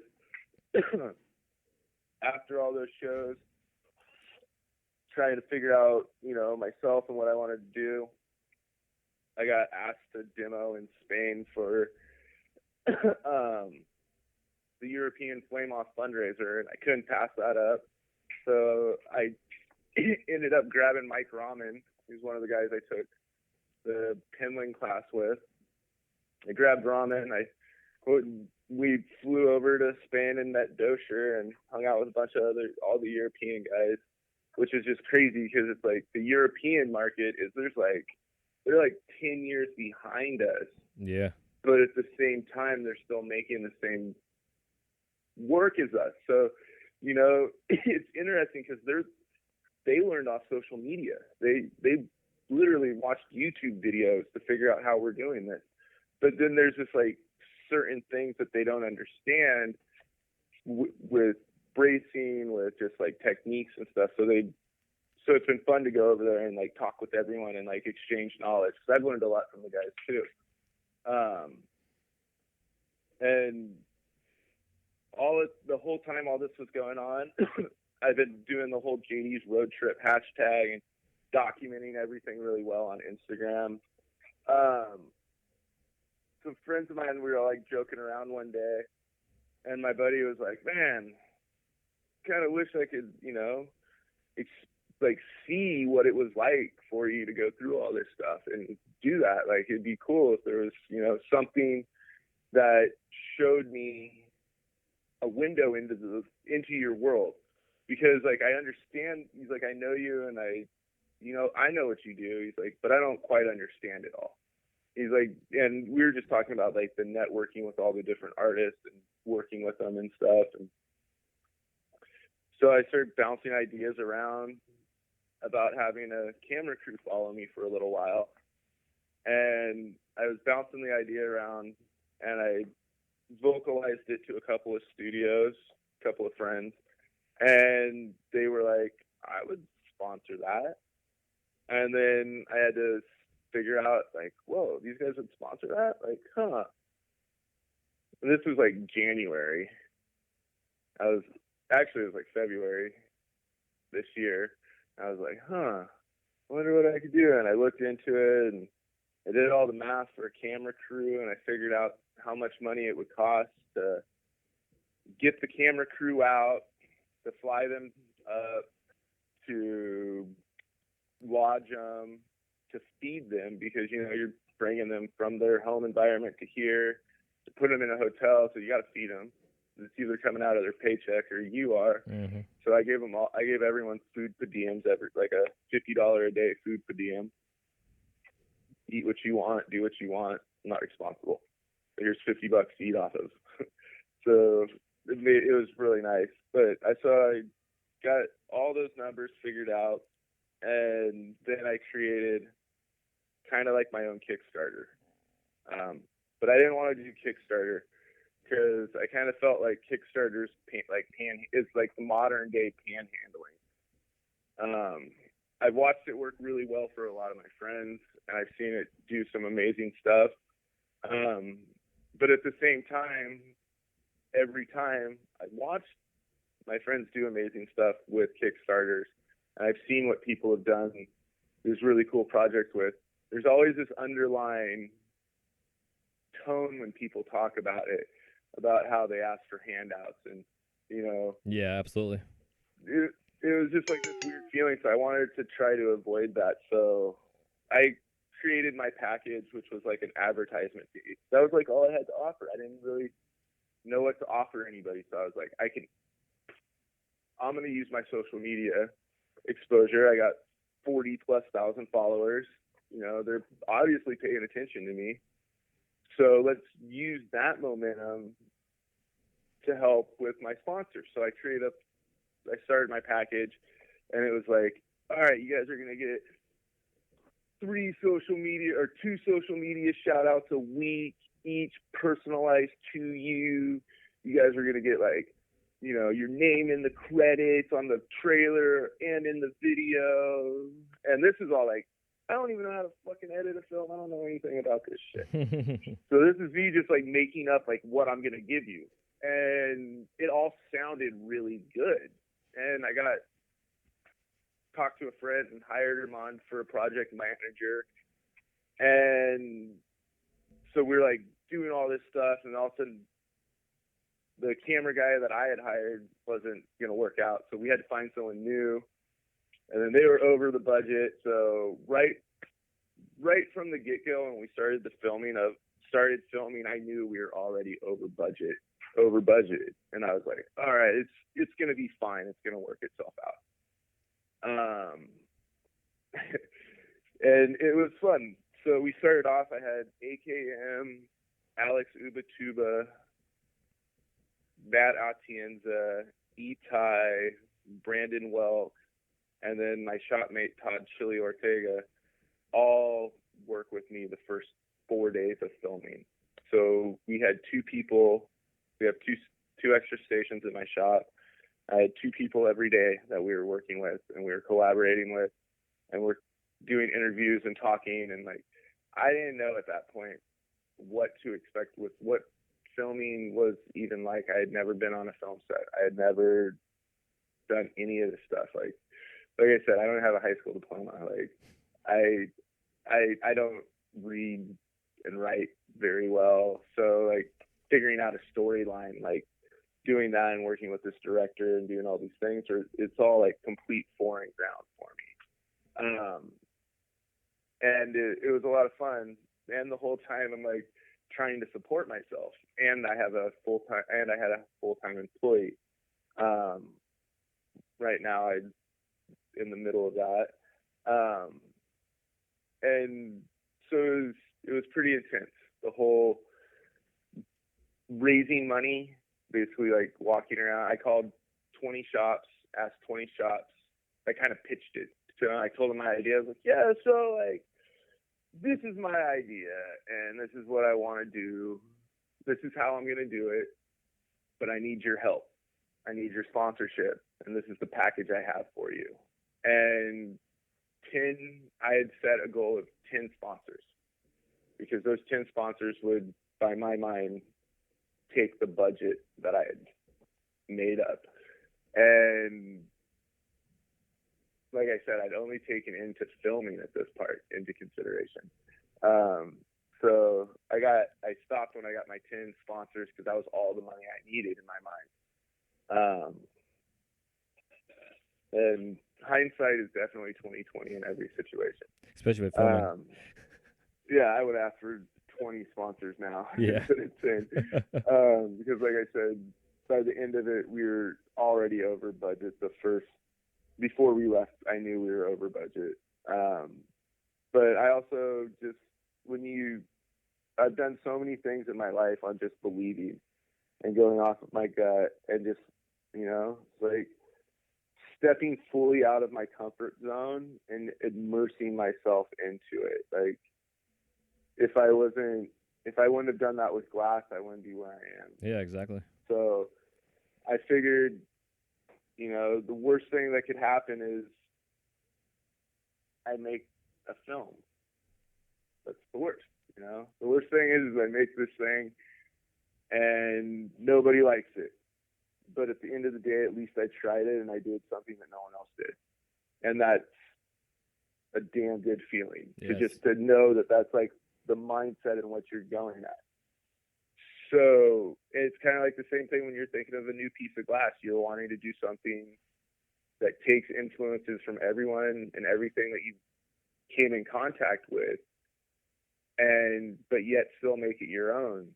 So like, I just got back from LA dealing with the editors, and it's been a lot of fun. Like, at the end of it, I had to borrow some money from friends. Instead of asking for more sponsorships, I have taken on the whole editing costs myself. And they're almost equal to the filming costs right now, which is pretty intense. Oh yeah, bro. I know all about that post-production. Like, when I first did this podcast, I was doing 30 hours a week just on post-production. Yeah. Until I learned it. It's ridiculous. Yeah, it's crazy. Yeah. So I've gone through and we've been doing all this stuff. We did all the filming, but there's a lot of stuff that was like, I didn't take into consideration before the filming, that if I would have thought about it, I would have been a little bit more frugal, the 3 months leading up to the filming, instead of right then, now I have to make money right now. I took a week off before I started filming, and I made prep work, because I knew I was going to be traveling for 3 weeks, going to different studios. So for 3 weeks straight, I just made as much prep work as I possibly could. And then when we started filming, I had all this prep for everybody, and I just hand it out, and we'd just be pushing through, making product constantly. It was a lot of fun. And the basis of the film it's called Vagabong, the American Pipe Dream. And there's link to it on my website, J.D.Maplesden.com. And there's, it's also on Vimeo and on YouTube under Vagabong, the American Pipe Dream. When we started filming, we had an idea of what it was.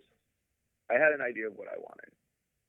And my ideas changed a little bit based on content of what we got and the direction in which I want to see things go. So in the beginning, I really wanted to make something that was about the whole scene, that was about how amazing this industry is and how, like, what it means to me and what it represents to me. And I didn't want to be like a standing image in the film. Like, I didn't really want it to be about me. I didn't want to be highlighted at all, you know? Yeah, absolutely.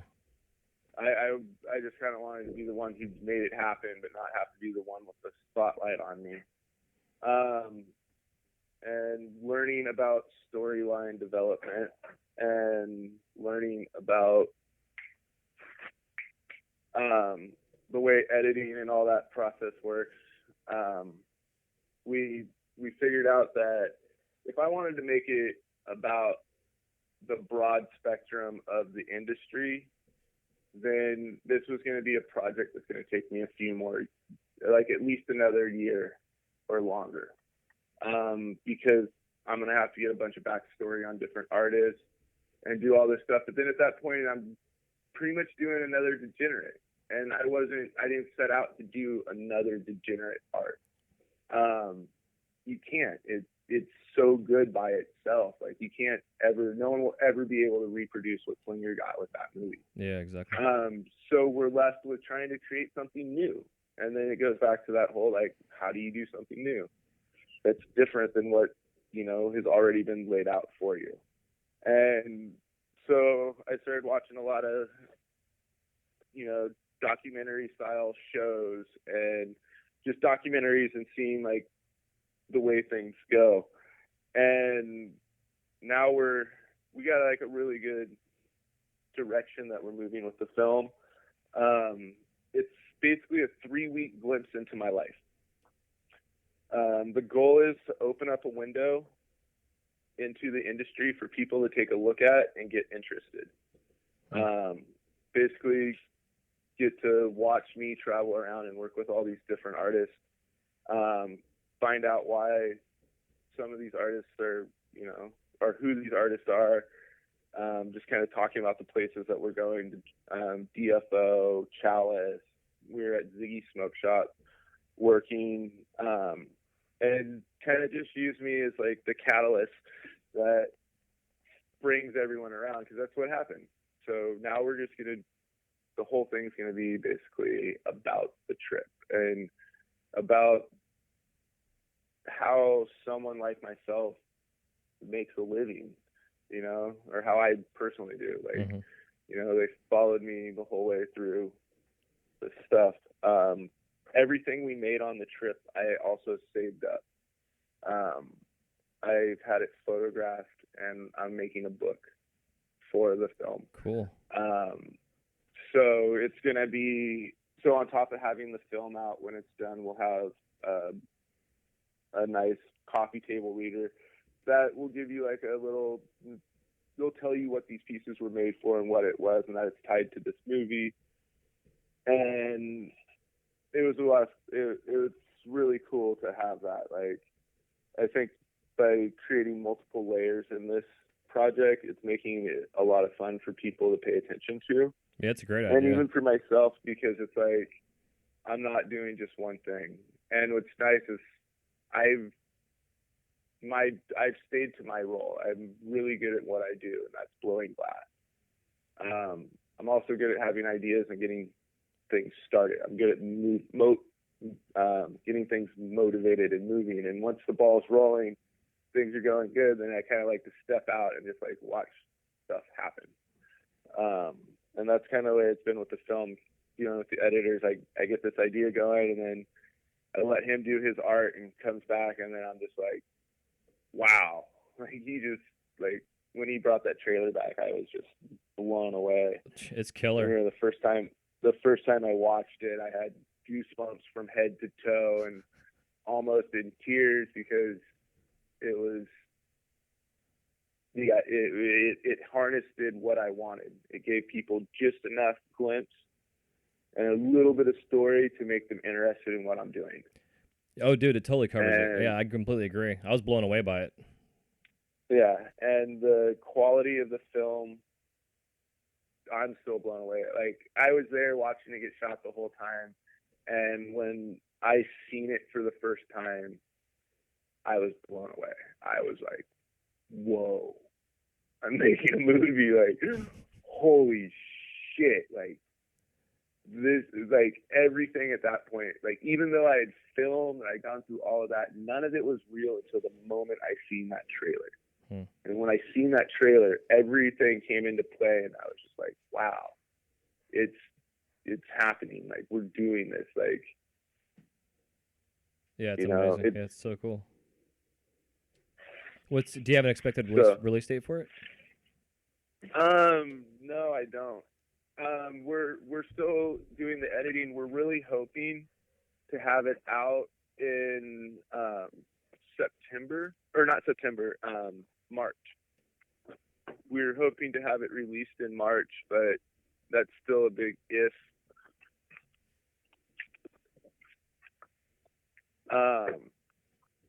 So I decided, instead of trying to stress out and put deadlines on everything and make it all more stressful than it has been already, I'm just kind of letting it organically happen. I'm waiting until I have a hard copy in my hand before I tell people this is when I'm releasing it. Yeah, it's a good idea. Because otherwise it's going to be like, push it back and push it back and push it back and push it back. Like, we were already supposed to be done, I thought. But, you know, I also didn't know that you had to edit film once you're done recording it. Like, oh yeah, then you have filler shots and voiceover. Oh, dude, it's an incredible process. It's something I love myself. But fuck. Dude, I got sound engineers, graphic design guys. There's so many layers to it that it's mind blowing. Yeah, it's amazing when you see a trailer at the end, or not a trailer, but like the credits at the end of a film, and it's like 10 minutes long, and you can really understand what goes into a movie. Yeah, and that's the thing that I also realized is, like, I could do this faster, but that's more money. That's like more people, more money, more things to manage, and that's not what I have right now. I've pulled myself quite thin on this project. And luckily for me, I have some really amazing friends and an amazing collector base right now that really believe in the project that I'm doing and in me, and are helping making this project come to reality. It's cool. Like, being a part of this industry for me means a lot. Like, there's so many different aspects of it. The glass is one part of it. The friendships and the relationships that you have, for me, it's the biggest part of the industry for me right now, because I love the glass so much, but it's my life. And I'm lucky that I have this family of glass blowers around me that are like-minded. Like, we like each other, we think alike, we eat, we do all these different, we eat out, we do all these different things together that I don't see in other industries. I've never in any industry seen where your best friend's your competitor, but your competitor's your best friend. Mm-hmm. It's like going to the DFO, man. You're sitting there at the DFO and watching E-Tide blow glass against Phil Siegel, and they're best friends and blew glass in the same studio and learned together, and now they're like competing against each other, working in separate studios. So it's like, literally, like, even though they're competing, they're best friends. Yeah. I've never seen that in any industry. Skateboarding, even skateboarding, there's still a lot. Skateboarding would probably be the only industry I could see that in, where you would compete against your buddy, but at the end of the day, the competition really doesn't mean shit. Y'all just skated and had a good day. Yeah, exactly. And if anything, being friends like that helps to push and drive you, because like we were watching Skin Wars. It's like a documentary on body, or not a documentary, but like a show on body painting and competition wise. Yeah. And they got to a point in the competition like where these two people, they had like a paint off basically to see who was going to win the round. And this dude totally just gave up because he felt like he couldn't compete against the girl. And I'm like, you should have been driven to be even at better. least tried. Yeah, like don't fucking tap out, dude. Like it's a competition. It is what it is. At the end of the day, you guys are gonna still be friends. Yeah, that for me goes into the feeling of failing will never be as bad as the feeling of wondering if you could have succeeded. Mm-hmm. Exactly. Well said, dude. So, you know, that always wondering, like, what would have happened if I would have, you know. My only one that I have is before I started blowing glass, I was big into dancing and rave scene, and I thought I wanted to be a backup dancer. I wanted to be in music videos. I wanted to figure out how to be in music videos and on stage and, you know, be a professional dancer, like break dance. At that time, I was dating a girl who was a professional jazz dancer. She did jazz, classical ballet, tap. She taught dance classes and did all kinds of stuff like that. And she showed me, and I went to Seattle and applied to this dance school. And while I was waiting to see if I got accepted was when I tried glass blowing for the first time. Huh. Fascinating. So it was literally like the one that I have is like, I wonder what would have happened if I would have just accepted that, you know, would have went to school. Well, like, how many people know that? Then I look at this and I'm like, I have everything. Like my 18-year-old self would be giving I'd be just like dancing around in circles to find out that this is where I'm going to be. Yeah. You know, that would just be like, I make bongs for a living? Are you kidding me? Like, are you going to do what? I travel? Like, holy shit. Like, it's pretty cool. Yeah, like, it is. I definitely am blessed beyond measures when it comes to this, and really want to give back as much as I can. And that's what I'm really hoping with this film is like my way to give back to the industry that I've taken so much from. Yeah. Yeah, dude, you're doing a great job at it, brother. I appreciate you coming on the show and sharing the story. I mean, fuck, it's been 2 hours. It feels like it's been 10 minutes. It's like, I can say, I'm sitting here being like, fuck, I should go eat. I know. I'm like, I can sit here and listen to you talk all day. You're the first artist I've had on here where I just shut the fuck up. I've just been enjoying this conversation because, you know, there's so many people in our industry, young kids that, like you're saying, they don't see the hard work that goes into what we do. I mean, we're all going to be 20-year overnight successes. That's what I call it. You know, I'm going on 18 years now myself. I got about 2 more years, and then I'll be where I want to be. And until then, I'm going to bust my ass and keep working, you know? Yeah, that's the thing is for me is it's like I don't think I'll ever be able to get to where I want to be because I don't know where I want to be. Yeah. All I know is I want to be able to do this medium no matter what. And the thing that I don't think a lot of people understand is what you have to do sometimes to do it. Sometimes you have to take a job. Mm-hmm. Sometimes you have to work for the man and make money and go in after hours and work this like your second job and like do that, you know. Sometimes you have to, you know, and for me it's like when it came to the point where like I needed to get a job was right when I was working for Swissberg. I'd honestly gotten into a little bit of a tuffle with the law and was getting in some trouble. And I needed to change my lifestyle. And I had taught myself and I'd been blowing glass up to this point. And I was like, this is like, I'm already good enough that I can make a living at this. I'm friends with some of the biggest names in the industry. Like I need to start doing something. But I was so in my mind that I couldn't work. Everything I made, I broke because it's hard to be creative when you're stressed out. Yeah, it's so true. And it's hard to like when you're trying to figure out your life stressed out, it's hard to travel and to like that was how I sold my product was traveling. It was very stressful. Yeah. Yeah, man, I Um, preach that shit all the time on this show. Like, especially for the new kids that are starting. Like, you have to not quit. Like, you can't. If you have a job, don't quit your job. Keep working your job and do yeah, your no, glass on the dude. side until you can I eventually had do a it. job for the first 2 years I blew glass.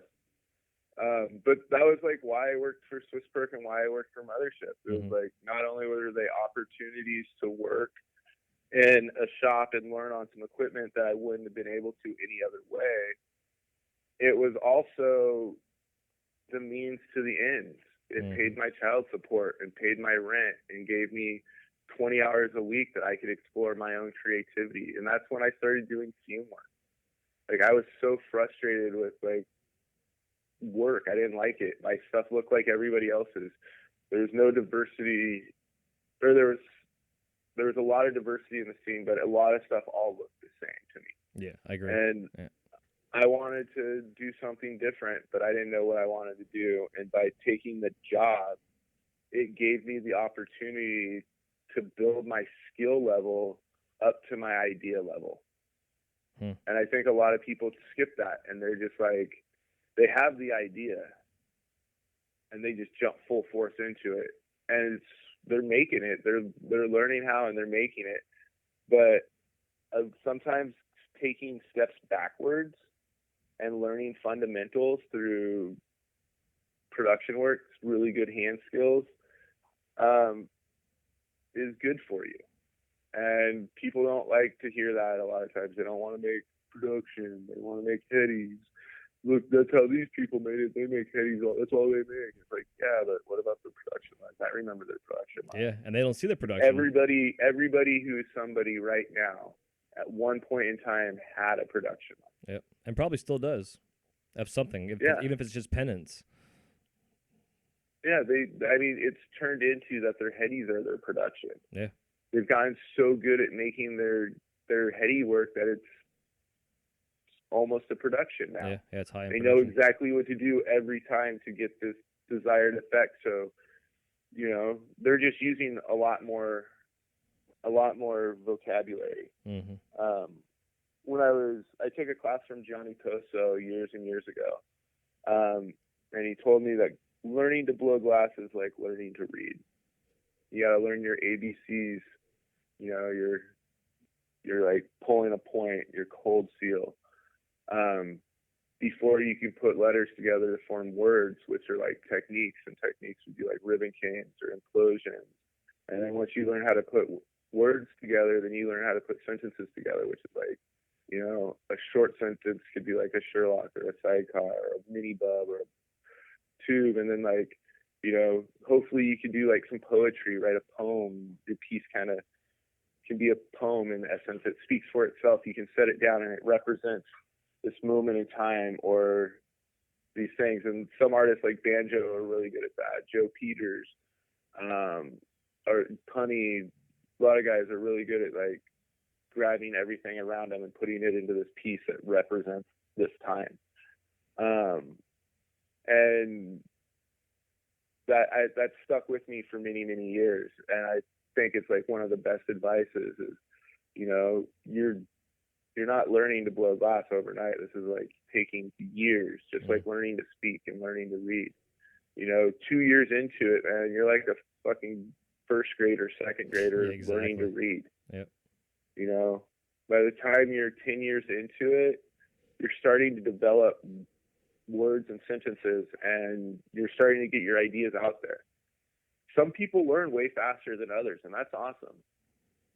But my advice always is to like learn your fundamentals. If you don't know your fundamentals, it's like drawing. Like there's a lot of guys who can do a lot of things, but they only can do that one thing because that was what they were known for. Yeah, exactly. And being diverse with stuff is the best thing that you can do.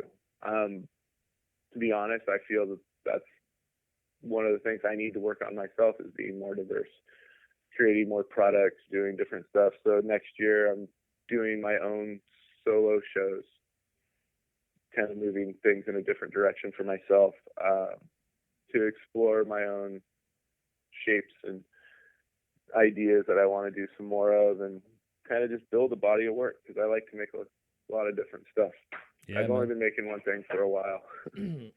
Well, I look forward to seeing it, brother, for sure. Because I'm in the same boat myself. Next year is going to be my year of exploration in my work, for sure. Like, Nice. no customs, no nothing. I'm just going to focus on just what I want to do. On top of, I have a whole online class I'm going to be launching in January, which is a fundamental class, so that people can then take the fundamentals and do whatever they want to do. Yeah, the first one's going to be a 90-day class, so it's like first month is solid, second month is hollow, and the third month will be a collaboration of both. So that way, if they go see a Dustin Revere video or somebody else online that has a video, they can actually understand it and not just be like, oh, I can do that. And then that's all they can do, like you're saying. You know, like how many people out there right now can just do clines? These guys can make amazing clines, but that's all they can do. Make me a wrap and rake spoon, bitch, and they can't fucking do it. You know what I mean? So it's Most like... of those guys don't want to do that, though. No, they don't. I know, and that's the problem. But you got to think about it like this. Like, when you came into it, when we were coming in, to be a good glass blower, you had to make wine goblets. Mm-hmm, right. That was tell your skills. Let's see you make a goblet. If you made a really nice goblet, you were good. You know? Yep. And then it was like, how about reversals? Can you make reversals? Oh, reversals? Radicellos? Oh, you can do reversals and radicellos? You're good. You know, now it's like the cline. You make a cline, you're good. You make, you know, skulls, you're good. You do this, you're good. And it's a hard one because, you know, as an artist who comes up with a design, you know, when you see someone else making it, it's frustrating because you're like, I want to make this. Like, I'm trying to do this. Like, don't fuck with my shit. But at the same time, saying that doesn't do any good. Mm-hmm. Saying that actually is really bad. And it goes for these reasons. The person who just made that piece was inspired by your work. They didn't make that because they were trying to take the money you're making. They made it because they're truly inspired by that piece, and they wanted to see if they were good enough to make that piece. Yep. Because to them, if they can make that piece, they're good. And they are. They're good enough to make that piece, and that's amazing. And then the other one is when they made that piece, their best friend came over that day, gave them a huge pat on the back, told them how awesome that piece was, told them how much he loved that piece, probably even bought the piece. Kid may be selling the piece. He might not even be selling it. It could be an experiment. You never know. So getting on and saying something to someone about it is, to me, the best thing to do. Is it's like, in my way of blowing glass, I've taken a lot of inspiration from different people. I've tried a lot of stuff that I've seen others do. And I tried it. And then I moved on. Mm-hmm. So if you go after somebody who makes your piece and you're like, yo, bro, and you beef on them and you're like, step up to them and you're like, yo, dude, what the hell? Like, why are you doing this? Get your own thing. Do your own original. And to them, they're like, I put my wigwags, my colors into it. I did my originality. It's original. It's mine. Not what you do. I changed it by doing this and this. It's like, to them, they did it different than you did, even though it's still your piece. Right. But it's not. It's their piece. It's different than what you did because they're different than you. Mm. So instead of getting upset with them and doing that, it's like, either give encouragement or don't say anything. Like, yeah, I agree. Don't piss on someone, rain on someone's parade, because at the end of the day, they're feeling good about what they did. Yeah, next thing you know, they're the next badass out there. Yeah, and do you want to be the guy who, like, tells everyone what they're doing is wrong and that they shouldn't be doing this because it's yours? Or do you want to be the guy who just, like, doesn't care and just does his own thing? Yeah. Because he doesn't need to worry about what other people are doing. When I was at the Micah Evans class, we had a guy come in, Tom Dyson, the guy from Dyson Vacuums. He's on the board of representatives of Finland, and he came in to our class and sat in and one evening hung out with us all and gave us a little bit of words of advice around a bottle of whiskey, and it made perfect sense. He told me, the minute that you start worrying about what your competition is doing, you're already losing money. It's so true. He said, don't think about what they're doing. They're trying to figure out what you're doing. If you're trying to figure out what they're doing and why they're doing it, you're losing. Just move forward. He's like, if they copy that design, make a better one. Yep, exactly. And it's, but to me, it's just like I've had so many positive people, in my life. Ghost World, he's one of my favorite glass blowers. He's been a really good friend of mine for many years, but he has this amazing ability to see the good in everything. And I don't mean just like the good in people or the good in like a bad situation. I mean that like he can pick up a piece of scrap off of your table that you're just like, oh, ho hum about.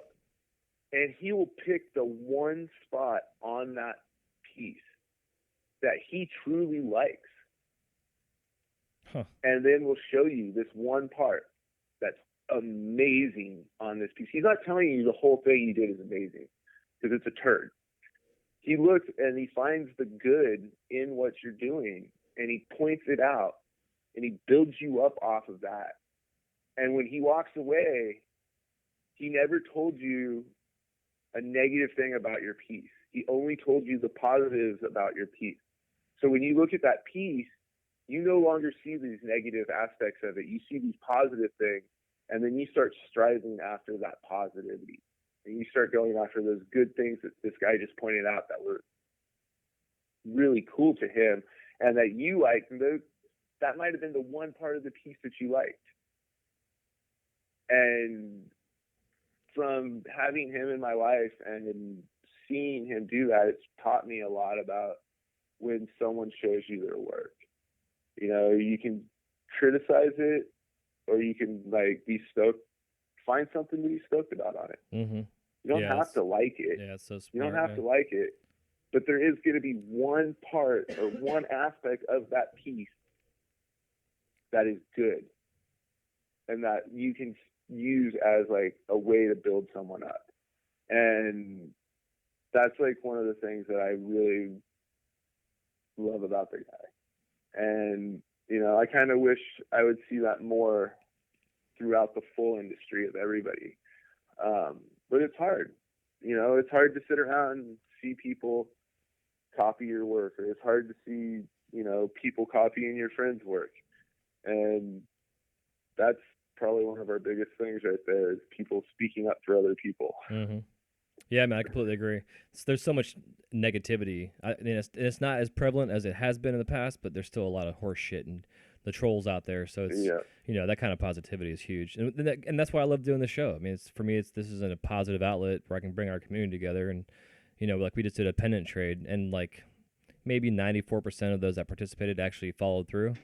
And I was actually pretty surprised that number actually followed through. But because those that got involved with it are awesome and they were all about it and being positive about it because they enjoyed the aspect of us getting together as a community and sharing it. And, I got a pennant from a kid who's been doing glass for 6 months and I love it. It isn't the best thing in the world, but I cherish it because this kid has been doing this for a little bit of time and he put his heart and soul into it. And now it's a part of my collection. It's amazing. That's awesome. Yeah, honestly, I've been getting a lot of stuff from collectors recently, or not collectors, but other glass blowers at shows, like marbles and stuff, where they're just like pumped on they're pumped on this marble, they're pumped to meet me. So,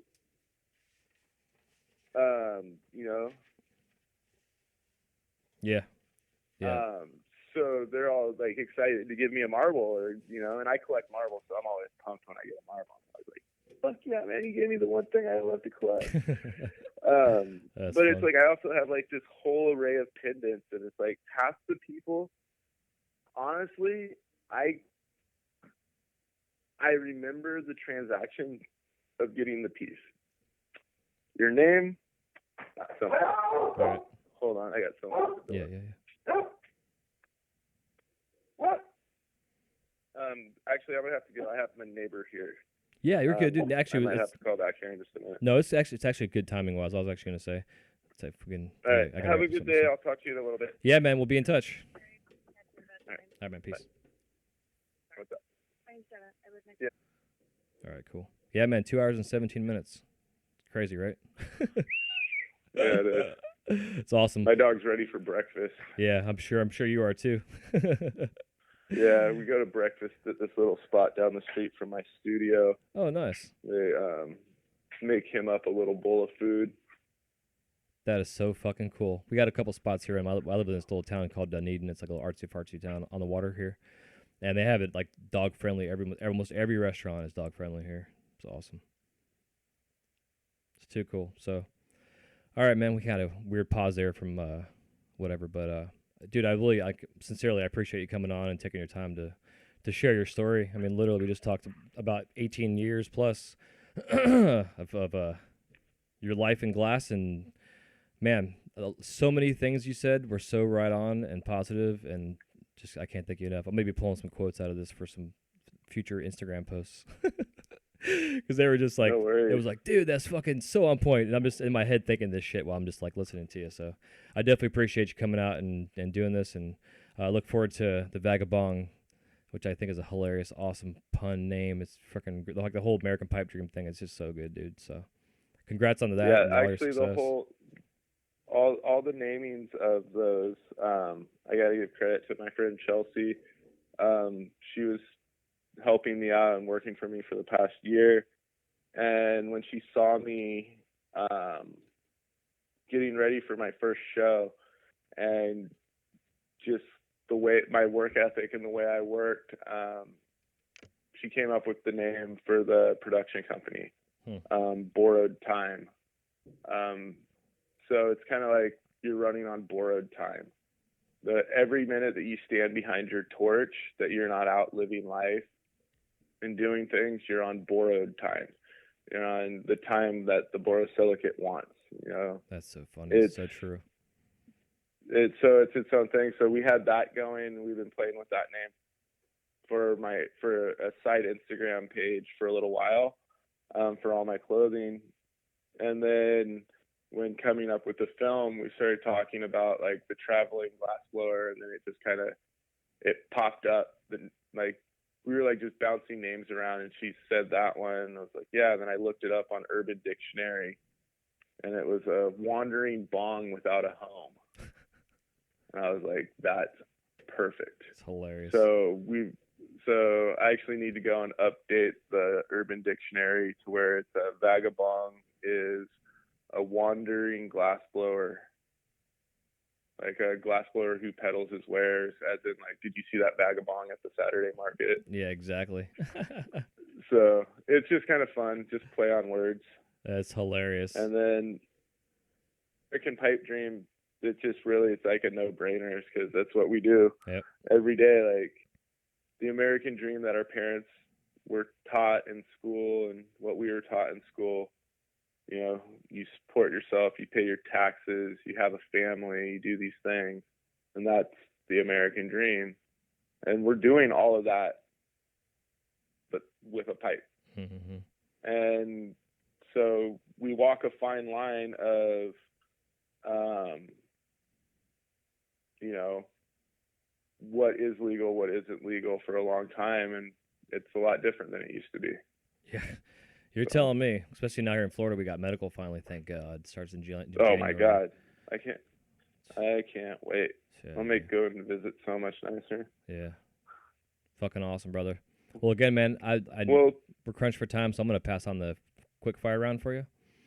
So okay. But I'm gonna have like 3% of my battery on my phone. It sucks. No worries. Well, but thank you so much for having me on today. If anyone wants to find me on Instagram, it's J.D.Maplesden.